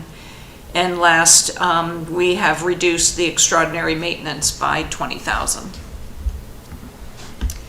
So putting together both the salary and expenses, contractual inflation represents $2.5 million, special education $1.1 million, 7.7 FTEs, instructional costs for enrollment growth $682,000, 7.85 FTEs, program enhancements $119,000, 1 FTE, admin support and facility enhancements $42,000, 1.4 FTEs, for a total increase of $4.5 million. And again, looking at those same buckets, you can see how that breaks out as a percentage, with the majority really in your contractual inflation bucket at 4.6%. The second is special education at 2%. And again, this represents an 8.1% increase in our last year's budget. So a couple new things for the committee to think about. So currently, as a municipality, we are only able to negotiate for a 3-year contract for any service. And there's times, obviously, when a period of longer than 3 years can be beneficial. One example that came up this year was a proposal for an online textbook license. The 3-year term was $36,000, which was about $12,000 a year. The 6-year term, the cost was $48,000, which would have been $8,000 a year. Right now, we're unable to do that 6-year term. That is something that requires town meeting approval. Can I ask a question? Do you know the origins of the 3-year? Like, I have these like mental models of like textbooks that you want to replace physical textbooks so that they don't get out of date and things like that, and it just doesn't work with electronic. But So, or things like some of this is the law not keeping up with where we are with technology. So typically, years ago, you bought a textbook. Now you have online textbooks. The law hasn't caught up with the fact that online textbooks are trying to be a longer service, if you will. So that's why right now the law still says 3 years. And the online textbooks update regularly, right? Since they're electronic. Right. So Yeah. That's just one example Yeah. of the law not keeping up with where we are. It's the one that has most profoundly influenced us recently, so.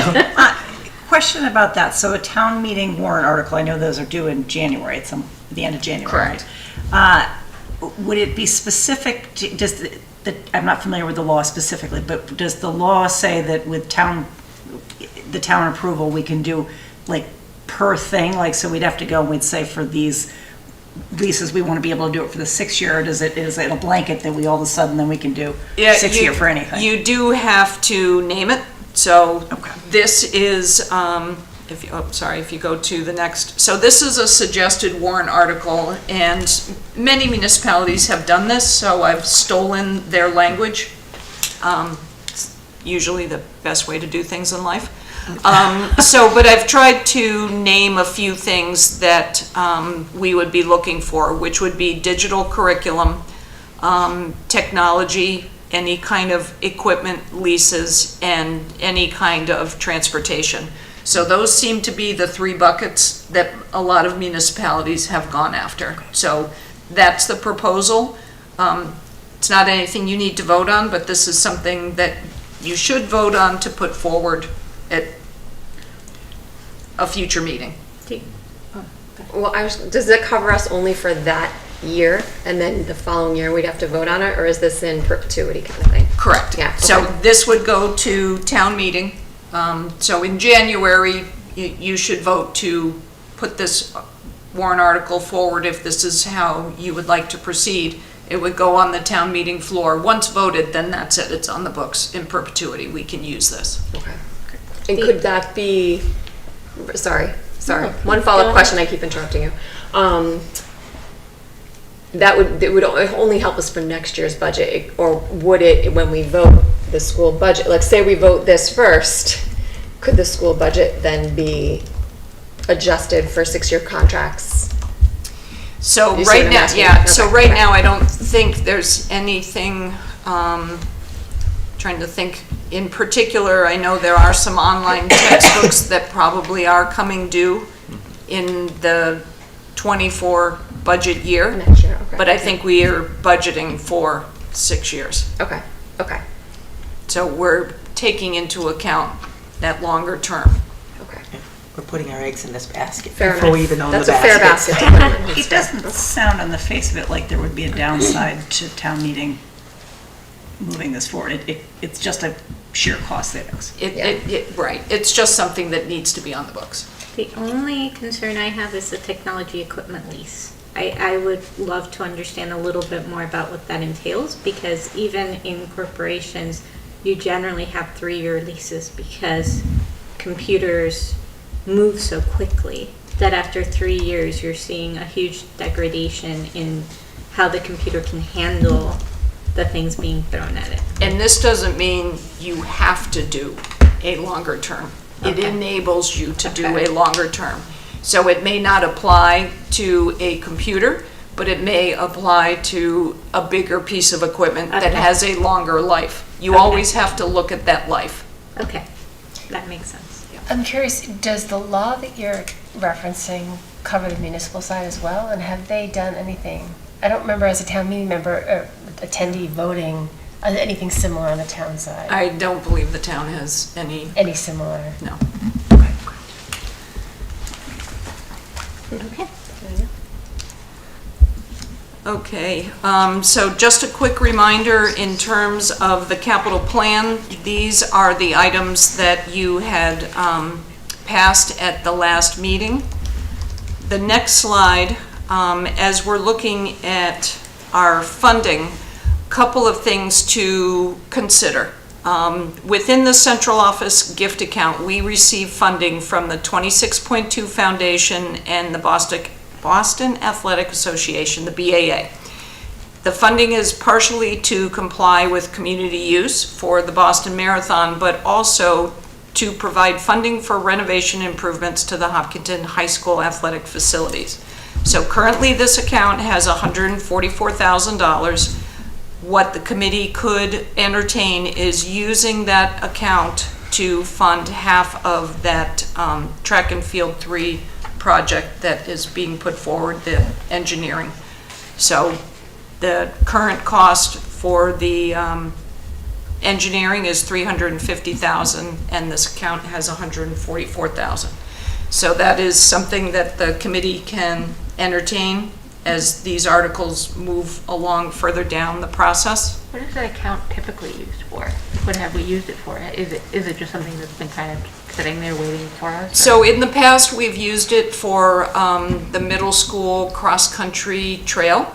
So that's where a lot of the money went for a few years, is creating that trail on campus. Oh, that's awesome. Thank you. So, but we haven't used it in a few years, so it has accumulated.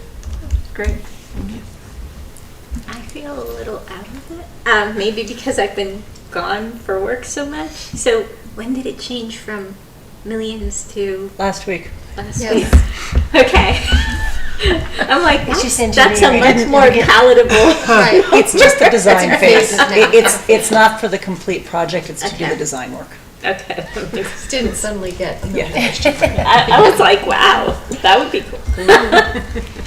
So this one will also really change how you think. So the other thought is the school stabilization, which came through the host community agreement for the development of the legacy farms to address growth. That account currently has 2.2 million, and the committee could entertain using that money towards the partial funding of the Hopkins School addition. And that request has gone down to 3 million for design and engineering only, just so you know. So that is another piece that the committee can entertain. And this would be the article that would be put forward if the committee wants to use the Legacy Farms money. And this is the same wording that we used in the town meeting in the summer to use that fund for the additional cost increase for the marathon school. Would it So- require a special meeting as well, or would we just present it at like town meeting? 'Cause it's This already would coming just up? be part of the town meeting, but because we, as a committee, have to put forward our warrant articles, Yeah, these are some of the articles that we could do. thank you. So, that's it. So that, to me, that makes a lot of sense. I mean, the money is for growth specifically, and it's one-time money. And these are one-time expenses. Yeah, I agree completely. I mean, that's kind of why it's there. Yeah. My only hesitation on the Hopkins is I'd like to see that go to the construction of the addition. Like, I'd almost like to use that after we've gone through the design process and we know, like, So we because this will vote on empty the actual account, thing. basically. And so for me personally, I don't know, I feel like there's so many variables about what that Hopkins addition is going to look like. We have a lot of decisions to make about the ESBC too. So I mean, this is the first today is the Right. first I've heard of this, so I had to think Yeah. about it, but my gut is feeling like I want to think about whether or not I'd want to put all of this available money into a study that may or may not get built. That Because, makes a lot of sense. This is an important asset that the school has for the one-time growth. So I just want to figure out how comfortable I personally would be with that. No, that makes total sense. I hadn't thought of it that way, but yeah, if we vote no, then we've spent the money without getting anything back. After the design. That's interesting. This is a lot. It's a lot to absorb. I had a 10-minute little thing on the agenda. I didn't know what it was going to be. This has been a lot. I feel like there are a lot of topics that we leave these meetings, I think I wish I could talk to my colleagues about the director positions, about the capital plan. So I guess I'm wondering procedurally, Chair, when can the five of us have these conversations about the specifics in what we just saw? Like, when is a good time for that? So I would say, off the top of my head, because this is brand new to me Right, as well. I would think we want to discuss this sooner rather than later, because if we're looking at putting warrant articles on the town meeting warrant, it has to be done next month. I would like to maybe bring this back at our next meeting on January 5th to consider some of this. I think there are some great problem-solving things you've presented here from the town side in terms of their concerns over our capital budget. But I do want to think carefully and about all possible scenarios. I think it is a creative use of the money that to be able to allow moving forward, maybe a partial use would be, we could consider that as well, to use some of the money but not all of it and go for, I'm just thinking off the cuff. Ask the town for some money, use some of the school stabilization money for the design, and then we could hold some potentially back for the actual build, or I don't know, again, I'm off the cuff, so I don't want to. When are the warrant articles due? Like, we have several meetings in January, but when would we need to vote? I'd have to check the deadline, but again, we can place the articles forward and always pull them. Yeah. Right, and the exact language is not typically due until further down the road. No matter what, every article that is put forward will be reviewed by the town's legal counsel. So they're the ones that come up with the final wording. I'm trying to remember from previous years, the exact amount of money that we would, if we were going to put something on the warrant with regard to the school stabilization fund, are we able to leave the specific amount to a later date? Yes. Yeah, So that if you look at this article, the specific amount actually comes as part of the motion. Okay. And the motions are later. Perfect. My eyes don't always go as well with it. That's a lot of words very far away. It is. Can My glasses are dirty do we too. have to be, so the stabilization fund has to be approved, the appropriation has to be approved at town meeting, and then we have to vote to actually spend it, right? Right. Yes. So when we are asking it to be appropriated at town meeting, do we have to be as precise as which school building project? In a town where we're building all over the place, like, can we be a little bit more general, but have the intent and the stated purpose be to offset construction costs to accommodate growth in our schools? Like, can it be a little bit more general, or does it have to be Hopkins Addition project? That's a legal question. Who can, is that for the municipal? That would, the town Yep. attorney would have to.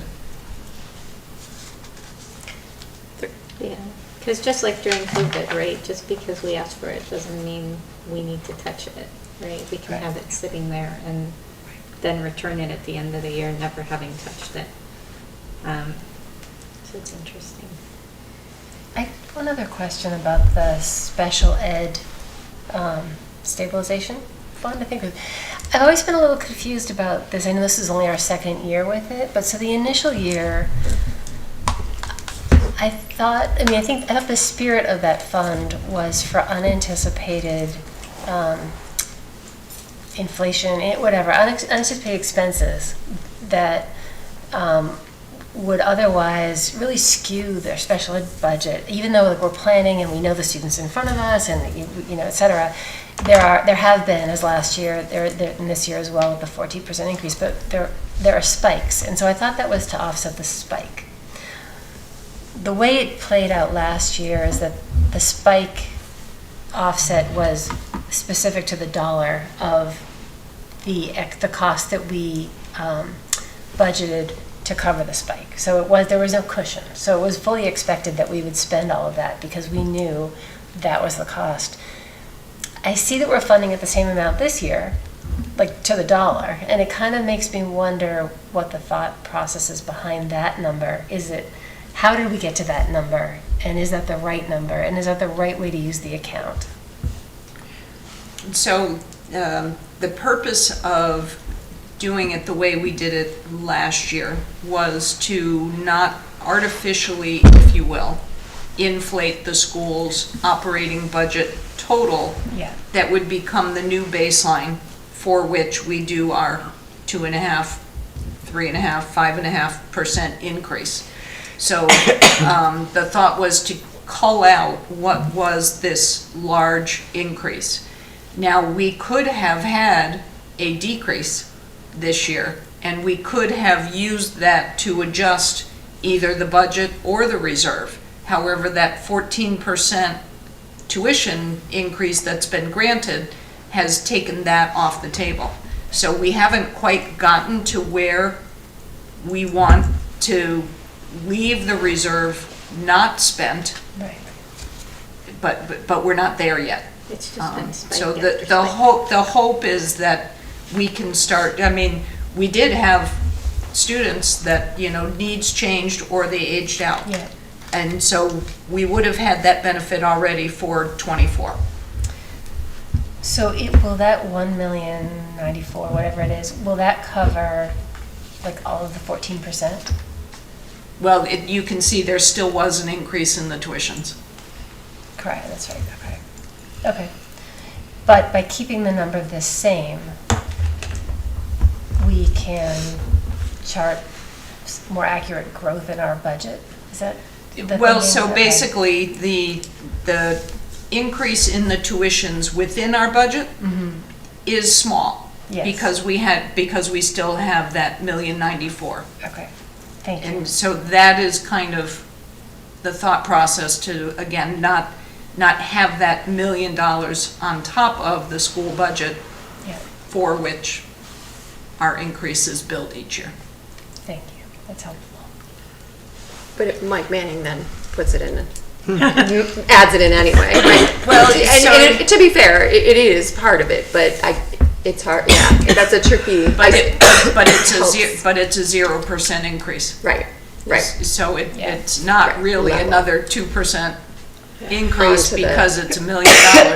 It's a level funding of where the level was last year. Yeah, okay. And the circuit breaker money was more, so hopefully that helped offset a little bit. The circuit breaker went up. Right. So if you think of, I'll Right. steal Tim O'Leary's thing.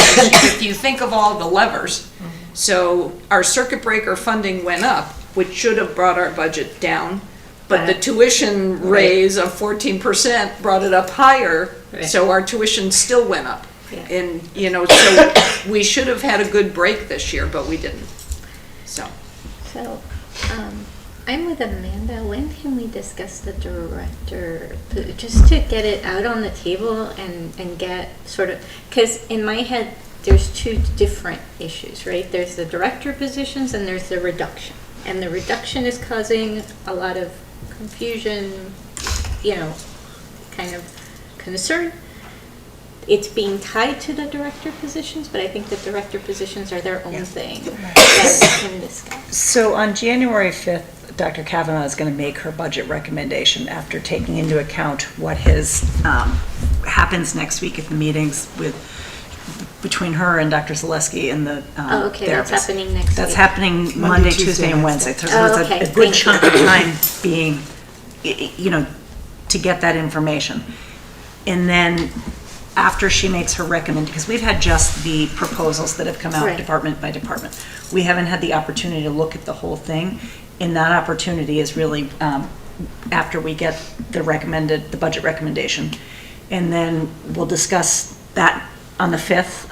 Then on the 12th, we'll have a public hearing where we'll hear public input. I would expect, we don't always have people come, but I would expect this year there's been a lot of interest in our budget. And I'm grateful for the interest we've had. I also am hopeful that on the 12th we'll get people to come in. We'll discuss it again then, and then we'll come on the 19th, discuss it yet again, and then vote the entire, in its entirety, in the way that we feel we can come to a consensus and move forward.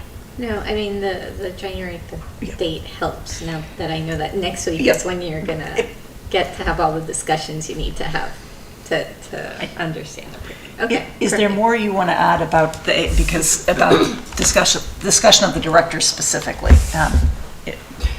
The only thing I would say is that the reductions in the director's positions I know have sort of artificially linked. They're not linked at all. And we've been doing work with Donna Simone and Athena for like several years now. And, the story that we kept hearing was that you need some support in special education, you need some administrative support, you really need to bolster your co-taught model, you need to bolster specially designed instruction. We heard that loudly and clearly, which is why you see those director positions there. And you even see the one in the preschool, because when Marathon opened, that preschool was far fewer than even 60 students. And now it's up over 100. Most preschool programs that have over 100 kids have its own director. Like, they sort of live in their own entity. And, we lost a team chair in this district who said, I am leaving here because this job is untenable. I can't possibly be this sort of pre-K team chair and the K1 team chair. I'm running a program and I'm the team chair for grades K and 1. It was overwhelming for her, and she was not quiet about it. And at the same time, that's exactly what the consultants were telling us, that you needed to get yourself a director there. So I just don't want people thinking that these things are equated. They are absolutely not. Do you want to talk at all about I know we do have all these grants coming forward, about the grant funding for that? Oh, sure. So, yes, you'll remember that on August 8th, Dr. Zaleski and I made a presentation to the school committee about needing those positions. And on that list were certainly the pre-K director and the K-5 curriculum instruction and assessment administrator for special education specifically. And, seeing what Donna Simone said about, if you look at all the work we did in 21-22, if you don't have someone there in 22-23, it's going to start to slide back. I mean, people are going to revert to what they've always done. And so we would have loved to have Donna Simone come back with her consultants, but she is retired, so she's not available to us. And we looked around to see, is there somebody else that we can find who's sort of an expert in SDI? And that wasn't really possible for us. In that meeting, I went back and I watched the August 8th meeting, and in that meeting, we did say we wanted to put those positions in this year grant funded. That's one of the things that was articulated out loud. So you do have to approve all the grants in the district, and that's an entirely different story. But currently, as of January 3rd, we will be putting in that director position for pre-K and the director position for K-5 curriculum instruction assessment. In this year only, it will be funded through the 240 grant special education. So it's not coming out of salary reserve or the operating budget. But, at this point, sometimes I'm fresh and I will say, the movie theater's on fire. We can't keep stocking Raisinets, at the concession stand. We've got to do something really serious.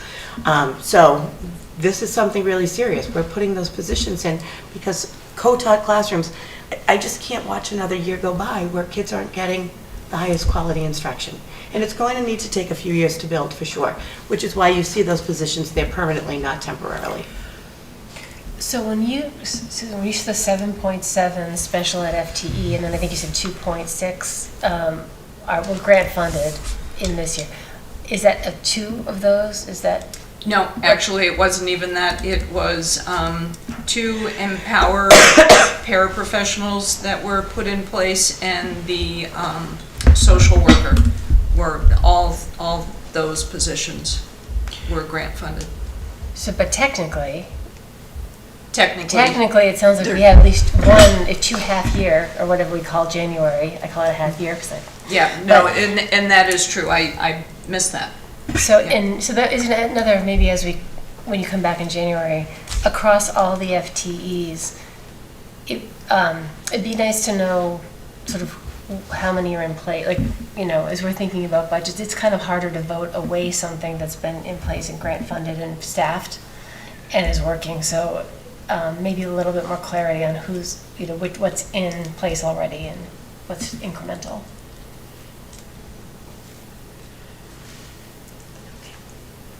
Did you look like you were going to say something? No. Okay. No.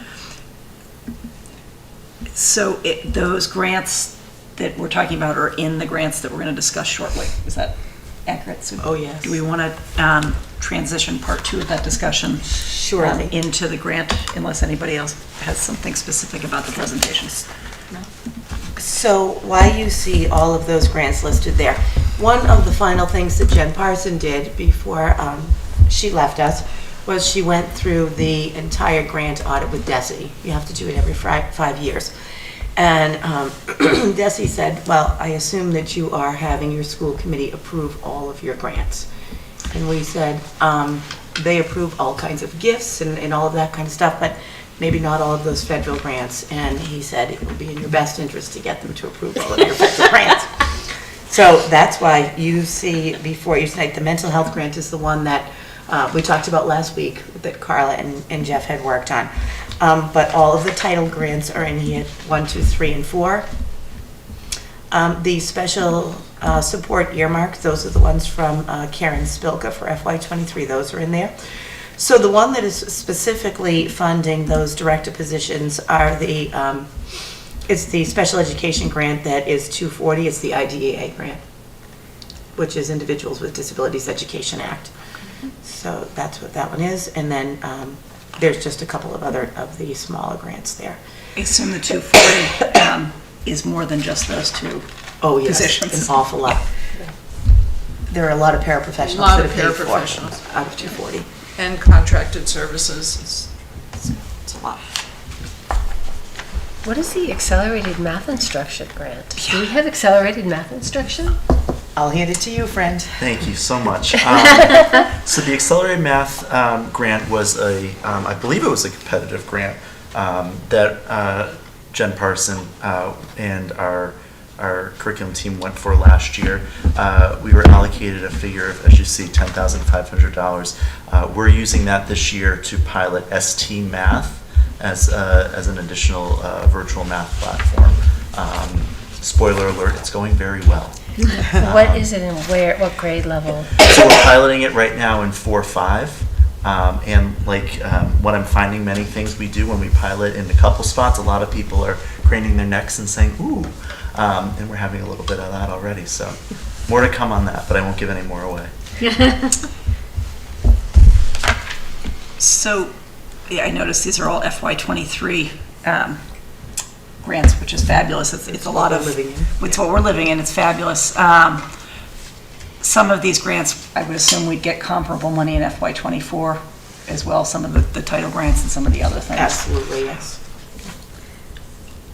I move to request to approve. I have a question about the grant, not necessarily the grant, but the director positions that we are funding with grants.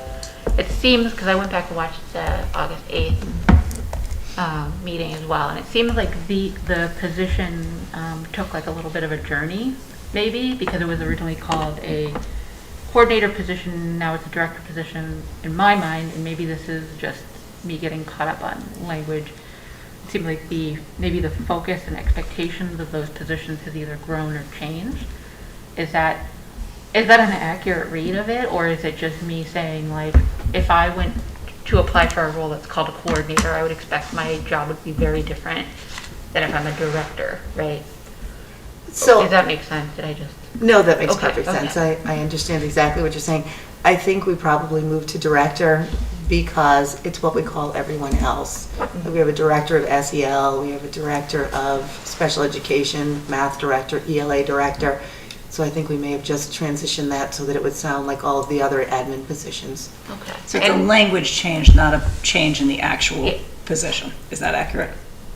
Right, at that time, I don't even think that we had a full and complete job description written. No, it was like, it was like kind of a vague wording, and I assumed that was intentional because they were trying to figure out what it would look like in practice.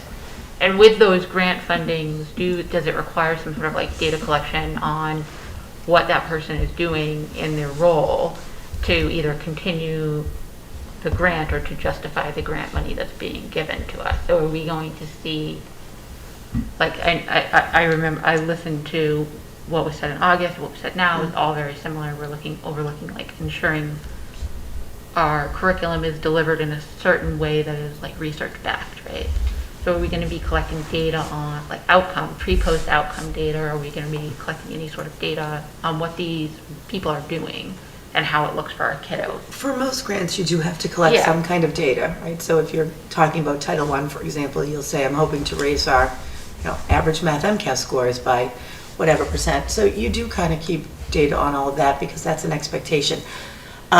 We're happy to bring that data back to you Yeah, over yeah. time, like each year. What is it going to look like for those particular subgroups? And there's a research also that talks about kind of an implementation dip while you try to do something new. Sometimes things Yeah. go down a little bit before they go up. Right.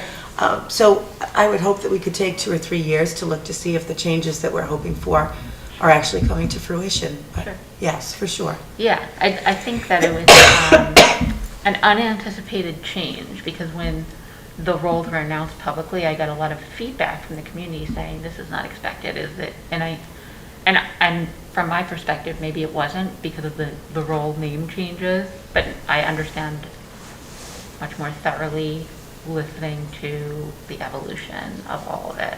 Right? And I think the special education community probably understands that better tonight as well, because we didn't really talk about the potential for grant funding during the several special ed budget presentations, right? So it was like, and I don't know how many people watched our August 8th meeting. I would just expect it would just be like my dad. I think our viewership Right. was lower over the summer. perhaps. Yeah, right. So I think that this was like a surprise, and so that's why I have good Yes. questions. But thank you. To make these positions permanent and in the operating budget, you do have to vote on them. Right, yeah, I understand that piece. Yeah, thank you very much. I sort of can get my own head straight because I also did a quick review of the August 8th meeting. I thought that the K-5 director was there in that presentation. I thought that it was taking the team chairs, there was going to be a reorg of the team chairs into coordinators. And That's then there was correct, going yeah. to be a K-5 one K-5 director. Yeah. I think it might have been even me, but I think I asked about the secondary level director, which wasn't in that presentation, so I Right. think that is incremental. And I think the pre-K director, I don't remember seeing that on that list, but I think for me the change was we were going to reorg some existing positions, so no impact on budget that I understood at the time, and added this one, because I remember at the bottom of the slide, I feel like there was a FY24 budget impact number Right. that was on that slide, and Yeah. that was for the one director. So, is that right? Is that how? I'd have to go back and look, but Yeah, that does not sound foreign to me. Okay. That could be. I watched it today, much to the disappointment of my children, and it was, that's the correct. It was it was a reorg as opposed to a new person coming in. It was And- both, right? Right, it was reorg both, and because we the were director. getting a director of Yeah. Yes. pre-K, right? I mean, ultimately, it would be wonderful if team chairs, and when Jeff was saying that in a smaller district, you might have 12 administrators, when you get numbers that high, you know that the team chairs in those places have to be administrators. Yeah. Like, I think I was working in Westboro probably more than 10 years ago when the decision was made to turn their team chairs into administrators, and it had to be done over time. It didn't just happen sort of overnight. Which is So- where a coordinator would have been, if we reorged like that. Yes, that's Okay. right. Yeah. I think for me, the director positions never concerned me, partially because, when even leading adults, right? Like more than 10 people under you, it starts to get overwhelming. Like you have a really hard time making sure everyone is where they need to be, making sure that you're helping them grow the way they need to grow, etc. So like once you get to a certain size of people under you, even if you are trying your best, you are not making it. You're not stretching enough to really focus on your people. And Dr. Zaleski has everyone under her. It's like every single person is under her, and that's a lot. That's a lot of people, a lot of trying to keep track of people. Probably doesn't even give her the opportunity very often to see the very children that she probably got into the special education field to be a part of, right? And so I guess to me the idea of just kind of easing that load and allow, first of all, providing some continuity across K through 5. And secondly, just allowing her room to focus on like the few people who now sort of cover the other people, gives her breathing room to like really think long term, and maybe to actually like walk into classrooms and get to like have that moment of joy that you get when you see things working correctly, and you don't have to be controlling every little thing. Can I speak to that? Because one of the hats I wear is new teacher and new educator induction and educator retention. And Leah, one of the things you said was so spot on. The throngs of research that exist about why educators are leaving the profession, one of the main ones is that they're not supported, especially early educators. And so I both in my current position, but also having been a building principal, I can tell you, it's hard to take care of all those adults and do right by them. And so when we are very thin with leadership, our students, our kids suffer, but I think our educators suffer. Yeah. And Leah, too, when you said how many people are under Dr. Zaleski, we tend to think about that exclusive to special education. We think, oh, sure, OT, PT, speech, team chairs, all of those adults. But she is also someone who has been doing an awful lot of work with mental health. So she's got school adjustment counselors and guidance counselors. And when you start to kind of quantify all of those people, she, as a single person, she probably has more than many of the other administrators in the district. I think the school committee, if I'm remembering, I think going back to when Mina was on the school committee, there were concerns raised about just the growing population and the drain, like having one director for student services. I think Mina came up for several years in a row. I know Meg voiced some concerns. There have been a lot of people who are closer to special ed delivery than I am, who were concerned for a while. So And I think, like I said, just people management. Like in my organization, if you have 10 people, they're going to try to move some people around because, and these are, they're not in a classroom all the time. They have the ability to meet with you throughout the day, right? As opposed to very, very select moments. Mm-hmm. And they can walk up to you whenever they want if they have a need. And teachers don't have that ability, right? So like, it just, I don't know. And like I said, the director position never bothered me because when I look at it as a people management challenge, I would be so overwhelmed as Dr. Zaleski. I cannot imagine trying to do a good job with that many people that you have to individually help and work with and try to help, like I said, grow. So that's my take on it. You're not managing families in addition to the people Right. you're managing. Right. It's like education isn't just the kids, the people that love the kids, right? Yeah. So I think that's why I'm trying to separate out the director from the other concerns, because I think parents have very valid things, and Dr. Kavanaugh is looking into it, and we'll find out more, and we'll see how that all shakes out. But I feel like the director position is just, it's a different problem and a different thing it's trying to solve. So So I would predict that HCAM could expect that August 8th meeting is going to get more hits after tonight. Which is good, because I think there's a lot of information that, I think it was Holly that said it, but now my mind is a little bit scattered. Back in August, I don't think that memory necessarily carried over, in some cases for some of us, in some cases for the community that was busy with summer stuff and not thinking about our budget Yeah. moving forward. That's nice. I'm glad people were Yeah. having happy non-school related memories. It is, and I'm glad that people are, looking at what's going on and what we're Yeah. doing and wanting to pay attention, and to be able to go back to that discussion on August 8th. Also, it was just very thorough. It was a very long discussion. It was thorough. so, and then just to kind of bring it back here to tonight, we are just talking about the FY23 January through June 30th piece of this.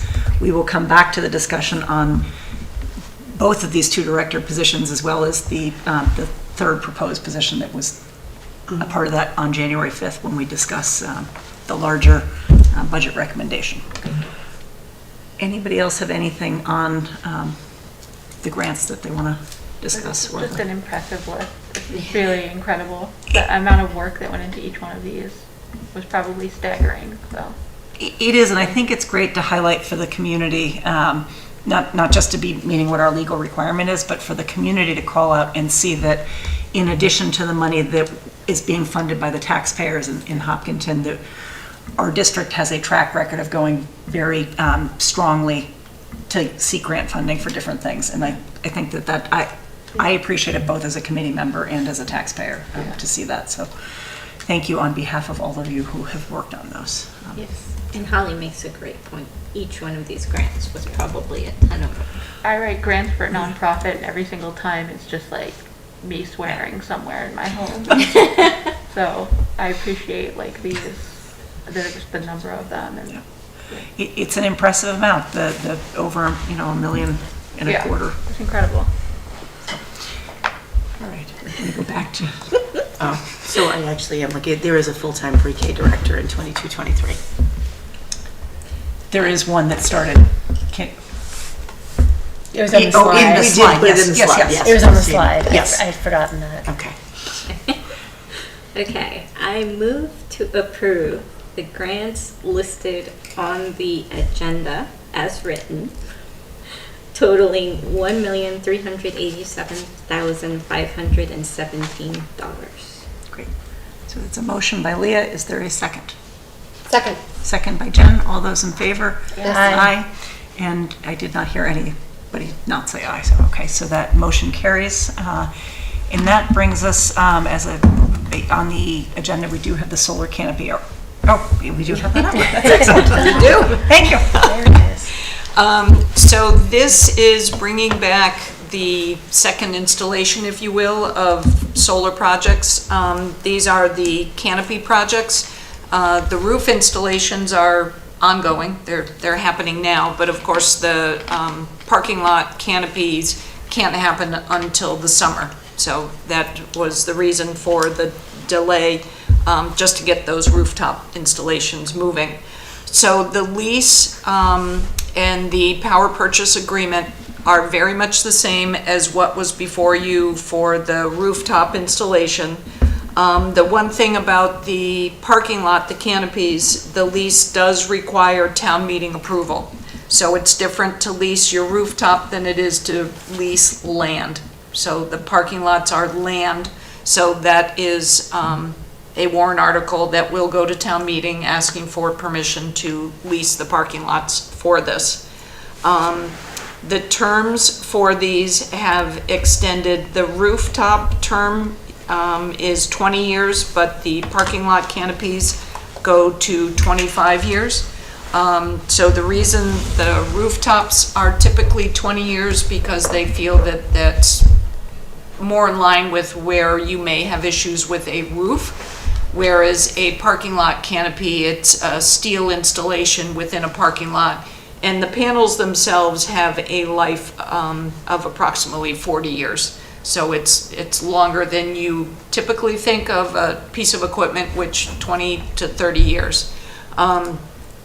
So the financials for these go out to 25, and the only changes to the agreements from before were just the rooftop. Any reference to rooftop was taken out. Otherwise, the leases and everything that were in your packet before are the same. The reason they're not in your packet tonight is we literally finished legal edits at 4 o'clock, if you will. But just as a reminder, this is what the high school canopy would look like. It is over the bus parking lot, and it is off to the edges so as not to impede the circulation of the buses. And for the middle school, it is in the water tower parking lot, also not impeding the circulation, which is this driveway here as well. If you are to look at the financials for the middle school canopy, the PPA rate is 13.4, and these are higher than your rooftop installations, which were, I think, less than 10. And I apologize, I don't have that. And again, because the cost of the installation for a parking lot, doing the steel girders as opposed to just a ballast on a roof, is higher. So you have a PPA rate that is higher. So the middle school canopy is at 13 cents, and the high school is actually less at 9 cents. So we would pay less. The cost to build the high school canopy is less than the middle school, so that's reflective of the rate. So that is what is before you. The select board will also be taking this up at their meeting on Tuesday, and then there would be an article on town meeting for the lease for the canopies. What you do not have before you tonight is a canopy for the marathon. Right now, the PPA rate is too high for me, for comfort that we're doing as much benefit for the town as we could be. So that one is on hold. Right now, you just have the middle school and the high school. Can I ask a question? Because it's not attached to a fixed roof, can we get more efficiency by angling a canopy in the direction it would actually need to go ideally? I mean, they're engineering, they're going to angle it to the best solar angle possible. So. I can't read any of the numbers from here, so apologies, but does it show that the yield, or whatever the correct term is, from the panels is any different from what we had on the roof, is what I'm curious. Well, it's hard to say that it's a one-to-one comparison because the installations can be bigger, right? Size-wise. So we don't do it like on a per panel basis or anything? No, not like this. Okay. And my only other question was, I'm assuming this is true, but is there still the opportunity at like year 7 or whatever to buy it out if we want? Mm-hmm. Okay. 2 questions.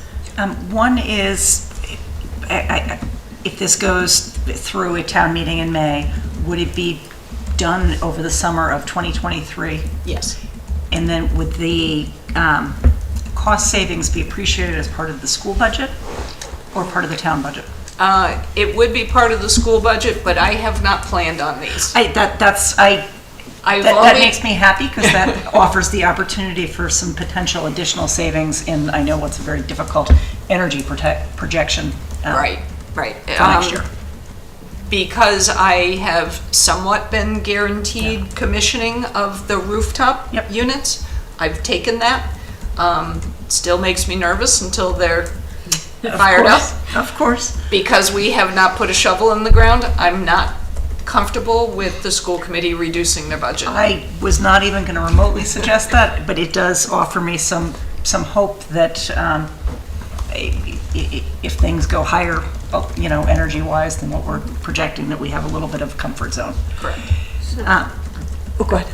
So I have a question. Originally, when we talked about the canopies for the buses, one of the things you were hoping for is that it would cause less like shoveling and such with snow. Is this situation still gonna have us have somewhat of a benefit there? It absolutely. So if you go, That's what I was thinking too. There's a whole section you don't have to plow. Right. It's amazing. So that's less gas Yes, right. that we're spending as a district. That's, Good point. so that's- typically, so this is your bus parking lot. We would pull the buses all together in what they call snow mode, so that the town can plow in a certain direction. Then we move all the buses back and then plow the rest. So if the canopies are, if we're able to do this the way it is shown right here, the snow now is off the buses. And you also have to keep in mind that you have 2-3 feet between every bus that also needs to be removed. So this does have a huge benefit in terms of that. And to that point, my question, but I think actually when you said it hasn't been designed yet, so I was hoping that Tim, obviously you and Tim were very closely together, Tim person, but I just wanted to, thinking about like plowing maintenance, getting around him. He's good with all this too, obviously he's. Yeah, good with I it. mean, we've been talking Sure. about these installations for a couple A long years. time. Yes. Okay. All right. He gave it the thumbs up. Yeah. That's good. Okay. All right. Well, I think it's especially appropriate that we did this on the night that we had Sustainable Green here. Yes. And is the warrant article, will that be jointly sponsored? Is that something we vote, or is it sponsored solely by the I select think it's the board? select board. Okay.